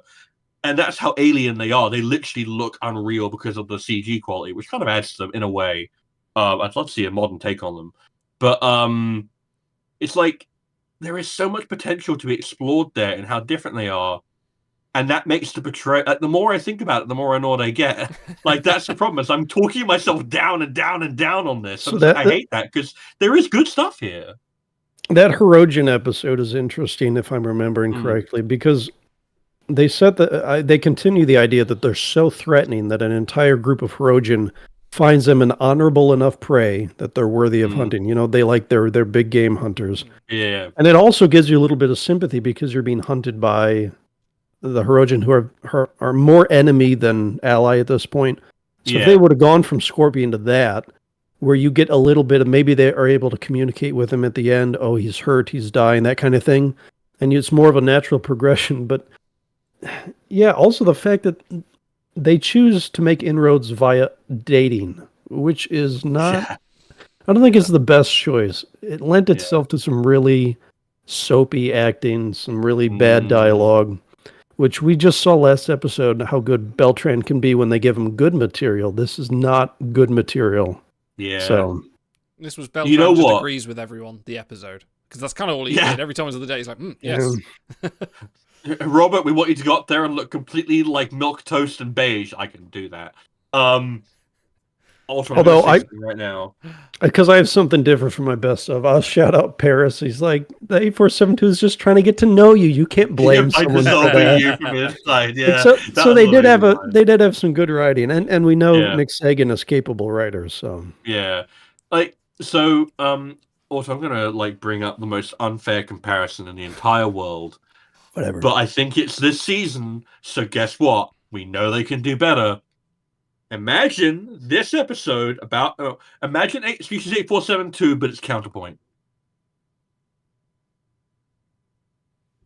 Maybe drop the romantic angle, but have to deal with a Species 8472 that we can interact on a interpersonal basis, and we don't know if we can trust them. We have to constantly dance between them, like work out if we, are they telling the truth? Are they fake? I wanted to believe it was real, but as much as I knew, dance between the raindrops a little bit. Make us think about it, rather than just have the flip be so immediate. Like, that's why Counterpoint works so well, and you'd have to change up the structure. I think you're right that making inroads through dating really doesn't work, especially for 8472. But like something more like that, where it plays more in, because this is very Cold War themed. Like Paris brings up the Soviet American towns, and we previously, literally just last episode, had the whole space race thing. Like, if we're positioning these two as the nuclear powers during the Cold War with weapons of mass destruction and deterrence and détente and all that, why not do more of a spy v spy type thing with more intrigue and tragedy and a bit more darkness and a little bit more maturity, rather than going straight in for the cheesy cornball lines, For the Soviet story, them being 8472 serves no purpose. In fact, it probably would have been better with a closer humanoid species, because then the differences, like, they're easier to compare and contrast. This one, they're too far away from the kind of people who would use American towns to pose as. Like, if they did this in TOS with the Klingons, like, I could absolutely see that working, and then Paranoia there. But this just, I don't know, they're too far. They're just not the right choice for this particular episode. And it's also, like, I mean, correct me if I'm wrong, it's been a while since I've seen Scorpion, but do they even shapeshift into other alien forms in that? So this entire thing about them being shapeshifters is just a retread. Oh my god, is this entire thing just a retread of Homefront but worse? Well, it is the Changeling storyline where they have to take blood tests and they're in sickbay, making sure that they're really like 20 minutes, 45 minutes rather than 5 seasons. Yeah. Oh my god, that makes it. Yeah, just every time I think about it and approach this story from different angles, the less impressed I am, and it's a shame because it's a very well produced like 45 minutes, but there's nothing going on here, really. Like, there's kernels of good stuff. But yeah, you're completely right. They're a complete mismatch with this episode concept. It doesn't work. Well, speaking of common themes you've spotted somewhere else, how about we go on to... Killed while trying to escape. Damn clever, if you ask me. It's a classic. That's what they wanted.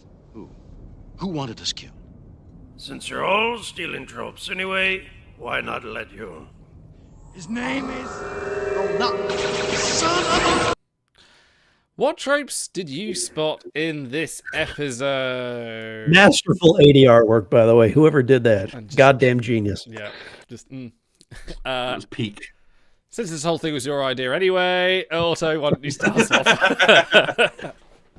All right, I'm gonna take two to make it tough on you guys because there were a lot. So, one, the fucking silhouette when Valerie Archer's disrobing on the other side of the. Like, of course, we have these translucent Japanese sliding doors in our recreation of Earth. And number two, the one that stars like where they do the test of loyalty. Like, oh, surely you remember that professor from what did they teach again? Like to try to trap them. So those two, when I saw that, I'm like, oh my god, guys. Well, I mean, I think those are decent examples of how tropes can be good or they can be really bad if they're done. Inexpertly. I think the test of like knowledge is a decent one because it's like it's laid in there just right. But the sliding doors thing is fucking stupid. That was just like, guys, like what? I'll jump on and say I do like the. Yeah, there's a whole thing in this season about like doing like 50s nostalgia between Captain Proton, the space race. I think that's maybe a thing that's coming out here. Because like we had the whole scene with the doc doing the autopsy, and that felt very Area 51-ish with like I need to do the big dramatic reveal. And they even kind of look like the Greys as well. Can we talk about that scene where the Doctor injects, gets the 8472 species from the morgue, injects it with nanoprobes, and Seven's like, something's happening, and the Doctor's like, oh yeah, maybe you're right, and they went, oh no, it's fine, and then they walk off into the other scene. It was just like, hang on, what? What's going on here? Trope-wise, I'll slide on from the sliding door panel, but go slightly further and say that the kiss that was so powerful, the first kiss that was so powerful it made the woman nearly fall to her knees, was just awful. Just like how the kiss, just like, that was just, and considering it's an alien as well, like. He's a little hesitant at first, but then it feels so real to him. He goes back in for another one. Like, that's also a trope where you... Just the mashing of faces together as well. That style of television intimacy is appreciated. That is my trope. How about we delve into a quick slice of... bread. Yes, just lightly toasted bread, please, gentlemen. Stars. What are you spreading on your bread? Why have I never used these analogies before? You know what? It's the part of the episode that is the most innovative and is the most interesting, and it's the part that has nothing to do with Species 8472. And it's the opening. It's the whole conceit of coming across a perfect recreation of Starfleet headquarters and like blending in, and especially that's the thing you can only do on Voyager. You do that on DS9, it still has a bit of punch, but it doesn't have quite the same impact. It creates a nice bit of mystery. Someone in the chat pointed out that it kind of ruins it if you know the twist. But that first time through, really effective, really cool. Yeah. That's the most memorable, iconic bit of the entire episode. So that's my bread. I think we're probably underrating things because we know how it turns out with that species, and we know the twist and all that stuff. So, like when we do our holodeck series and watch something for the first time and it's fresh, we're like, oh, that's so cool. But if you've watched Voyager 10 times before, then you're not going to be quite as swept away. Yeah. Otto, how about your bread? It's going to be the nuclear disarmament scene. I just remember Ray Walston really standing out. He does a great outside of a few kind of dodgy line reads early on where you can tell he's struggling with the dialogue a little bit. He does a very good job of this, and he commands the room, I feel like, when he's in that scene even more than Janeway. So he does a great job there, and I do remember I remember him being a great Boothby in this episode. My slice of bread is going to be the wonderful shot of Voyager on the side of that moon, where it's entirely lit by internally lights, no sunshine on it, and it's lovely. Like just for a brief scene, they didn't have to have Voyager there for any part of this; just had to have it in the local area. But they took the time and effort to say it would show it was hiding behind a moon, and it was quite a dramatic shot that I really liked. That was some good bread. That was some good starch. That really the flyer was nicely, and then when they fly past the biome, they did a lot of good exterior work in this one. Definitely. I can tell we're all keen to move on, so let's go to our... The best advice I can give you is to just be yourself. You're the worst thing that ever happened to Zek. You're the worst thing that ever happened to me. Actually, that's the second best piece of advice. In fact, you're the worst thing that ever happened to the entire Ferengi Alliance. No. Just stop saying that. Your best. Bum, bum, bum, bum, bum, bum, bum, bum, bum, bum. Yes, there's several Ferengi around an obelisk. Your best and worst moments, Isn't that the last gentlemen, outpost? please. Yes. Yes, actually it is, isn't it? Also, kick us off. Your best and worst moments of the episode. And my best is going to be the biome, the shot in astrometrics, and then the exterior one, because they could have just done this on a planet, and they went the extra step to make a really cool and up to snuff CG for 94. Excellent CG on that. They do the little camera move where it shows the different topographical layers and stuff. Yeah, and it does kind of make sense from a story perspective of this is just a test bed for our invasion launching pad. So really well done, cool story point, beautifully executed. Worst moment. All right, so there's a series that I highly recommend on YouTube called Episode in Brief, where it's about a 20-minute gag where they show some silly scene from an episode of Star Trek and then make a joke about it. And the one for In the Flesh is Chakotay is jogging down the path outside the water reclamation plant, and it pauses. He's surrounded on 3 sides by people walking on the path, and it says possible points of escape, and it points to the grass. But we can't run on the grass because we're location shooting, and they wouldn't let us. Have you not watched Justice? Do you know what happens when you run on the grass and fall with the flowers? You're killed. It's it's so bad. It kind of breaks the fourth wall. They're he doesn't really want to escape. He can't anyways. So it's so goofy. Star's best and worst. Best moment I'd say would be the scene between Seven and Janeway in the in her ready room, where she's make warheads, and Seven's just extract them from your body. Yeah, exactly. Just like that. The oscillation between the hardliner and the diplomacy, which I feel kind of gets at Janeway's dichotomy in a nice way. I appreciated that scene. I like the bit between Janeway and Chakotay in Astrometrics where she's testing his loyalty, and like you said, I appreciate a good, smart protagonist. There were good scenes in this episode. I'm just yeah. And then my worst moment is just Species 8472 and what this episode did to them. Just I would literally rather they never have shown up again. I would rather it be just Scorpion and Prey, and that was it. And they were just out there ready for someone to touch and bring back in a future season of some show, let them do freaking Prodigy season 3 or whatever. Instead, now whoever decides to do anything with Species 8472 has to deal with this episode. And it's it's relatively easy to write away, but it's the idea of taking one of the coolest designs you ever did with one of the most impactful cold opens in Star Trek history, and then you're they just sit around in the Quantum Cafe and kiss Commander Chakotay. Fuck off. What a betrayal of potential. I can't believe it. I like how you started off just getting angry and angrier the more you talk about it. The more I think about this episode, the angrier it makes me. It legitimately does. Idol, what about you? I think my best moment, or I'm going to go for tweak it slightly just for best character. I think Boothby and the actor, forget his name, sorry. Ray Walston. Ray Walston, thank you. Was really incredible. He was great fun. That scene that him hit the bar, Chakotay's been captured, and she walks in and she's like, "You're going to have to answer for everything." He's just like, "What are you having?" He had some very old school McCoy energy, and it was kind of refreshing to watch, like, rather than having some stiff upper Admiral leader, which we did also have in this episode. We sort of had a bit more of a relaxed charm, which would have worked if they weren't so antagonistic, but, yeah, well, we'll see. Worst moment was probably 90% of Chakotay and Valerie Archer's dating scene, because, I mean, I'm already pretty tired at the moment because it's late and I've been up quite early. But that was sending me to sleep. They were just talking. Like, oh, book, yeah, book. Okay, great. Let me just go put some drugs in me, and you can tap my panel, and maybe I'll let you tap my panel later. Sorry, I'm losing it.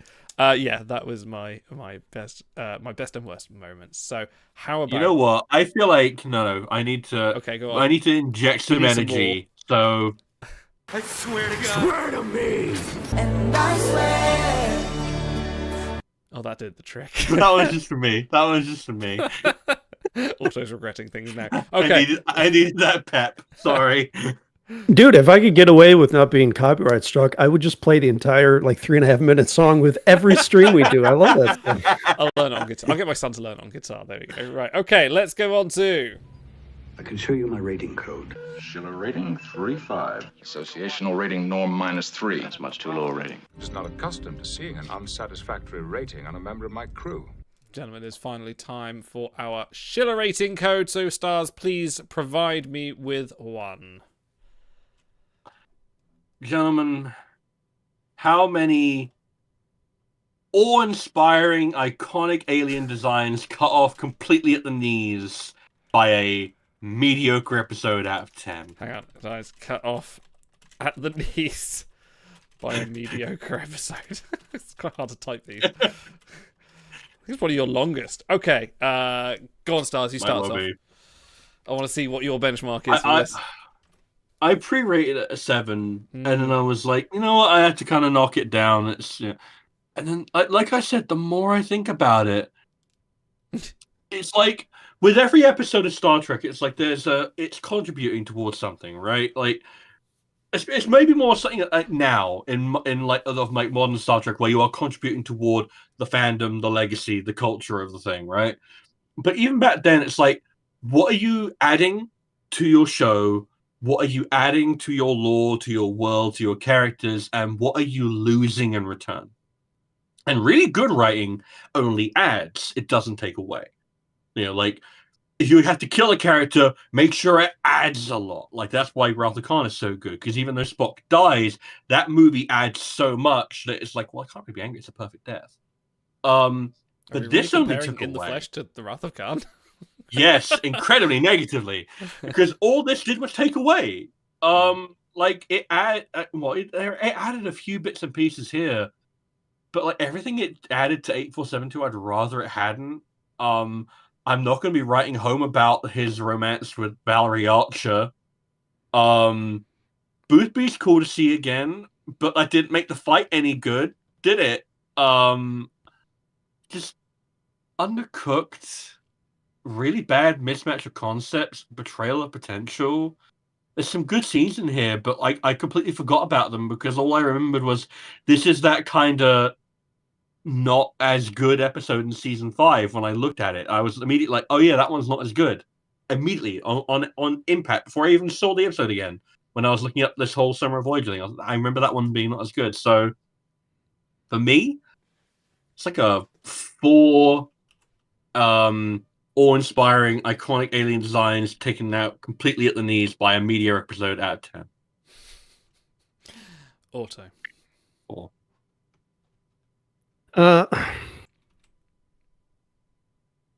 Yeah, I'm not going to be harder on it because it's in season 5 of Voyager. We've watched some absolute garbage that made me feel bad or feel ashamed to be a Star Trek fan. This is so far from that. Yeah, I was happy to see Ray Walston. I liked some of the Myron back and forth dialogue between the various characters. Janeway was a strong point as she's been throughout all of season 5. And I picked at the dialogue between Kate Vernon and Robert Beltran, but you know what? They're both handsome people who I'm attracted to. And if I want to sit down and watch some bad dialogue, I'd rather be with those two. She actually reminds me a lot of you. Julianne Christie, Dexa's actress, they look very similar. Oh, yeah. I can see it, yeah. So even though it's like objectively bad dialogue, it is subjectively fun to watch for me. So, but yeah, the biggest mark against it is what they did to 8472, which didn't even need to be in this episode for the bones of it to work, I think. Idle, the title has said Batman this entire time. No, that's right. It's a Twitch thing. It's being weird. So it is a big step down from the recent ones we've been watching, but man, go back, watch some early TNG, watch, even early DS9. Try watching Ray Ovantic and tell me like that's anywhere in the near ballpark. So I'm gonna settle on 6.8. 6.8. Awe-inspiring, incredible alien designs taken out at the knee by a mediocre episode out of 10. I think I echo. Which is like a 3-point drop from the ones we've recently been watching, which I think is fair. It's still very competently produced as well. Yeah, some great CGI exterior. Actually, I don't even particularly like the 8472 stuff when they try to interact with it and they have to like hit their marks so that they can CGI it in later. I thought it was a little clumsy, but the fact that they're even trying for a completely CGI alien, I think it's still a point in their favor. So I think they do a few innovative things here, even though, I'm going to echo a lot of those comments. Yeah, this was, we have watched some awful Star Trek. We've watched some real bad television. This is like whelming. This is something you put on the background. It's whelming. Yeah, just absolutely whelmed by it. Like, it's something you put on the background. And in my head, I had a higher opinion of this. Might just because we had Valerie Archer's actress also played Ellen Tigh in Battlestar Galactica, and it did a good run of Star Trek episodes. But Boothby was fun to watch. It's memorable. You're not going to forget it. Production was good. And yeah, there are some niggling issues, but I wouldn't not watch it. I wouldn't skip this episode of my rewatch. It's definitely not going to be in that category. I'd still watch it, and I'd get something to enjoy out of it. That being said, I'm definitely going to downgrade from my 7 to, I think, a 5.5. This was just on the edge over average. It was okay. You can skip it if you want. And that's the damning. Sorry, 5.5 or inspiring alien designs cut off the knees by a mediocre episode. You can skip it, and it's more damning that you can because they do nothing with 8472, and it won't matter unless some future series decides to go, actually, let's revive that. So that's the best episode. That's the best line of the episode, by the way. As Overtime says, the episode needed a bit more fleshing out. Which brings this episode to a 5.4 average between the three of us. Which now TNG season 1 wishes it could achieve. Yeah, 5.4 is high praise for an early TNG episode. Which brings Voyager season 5 down to an 8.3. But let's see that where feels bad. We'll have to get that back up. We'll get that back up. 5.4, slightly better than Q-less. Same rating as The Naked Now somehow. Not as good as Where No One Has Gone Before. Well, these are early TNG episodes. Hang on a minute, what's going on here? Better than Shadows of Pajem. Better than I think probably because Shai was on for those, and he actually kind of enjoys early season TNG. But yes. So up next, our next twofer, because we always do 2 at a time, is Once Upon a Time, which is the Trevis and Flotter episode. Followed the Chaser is Timeless, which I think I can already pre-rate a 10. I can already pre-rate a 10. So that's going to be a hell of a roller coaster next time. And if the Schiller rating code isn't how many decapitated eyeballs of 7 of 9 out of 10 being held by an EMH. Okay. Thank you all for watching. We'll be back very soon. I need to update the schedule because I actually don't know what we're doing this Wednesday, so I will come to do that tomorrow, but keep an eye on the channel. If you're watching on the review, we'll see you soon. Check us out in a couple of weeks. All that stuff. Discord, all the links below. Keep drinking Cerveza Crystal. I don't know if they still make it. I don't even know what it tastes like. Might be with advertising that good, how can they not still be selling it? On that note, live long and prosper, and ta-ra. What about you, Hooker? Well, I was thinking about Tahiti. What'd you have in mind? I was thinking about dinner at my place about 8 o'clock. Why don't you make it 7? You can help me find a place to kill some new plants. Hey, wait a minute. How do I know you can cook? Hooker. Walker. Trust me. Trust me. Now, where have I heard that before? Oh, come on.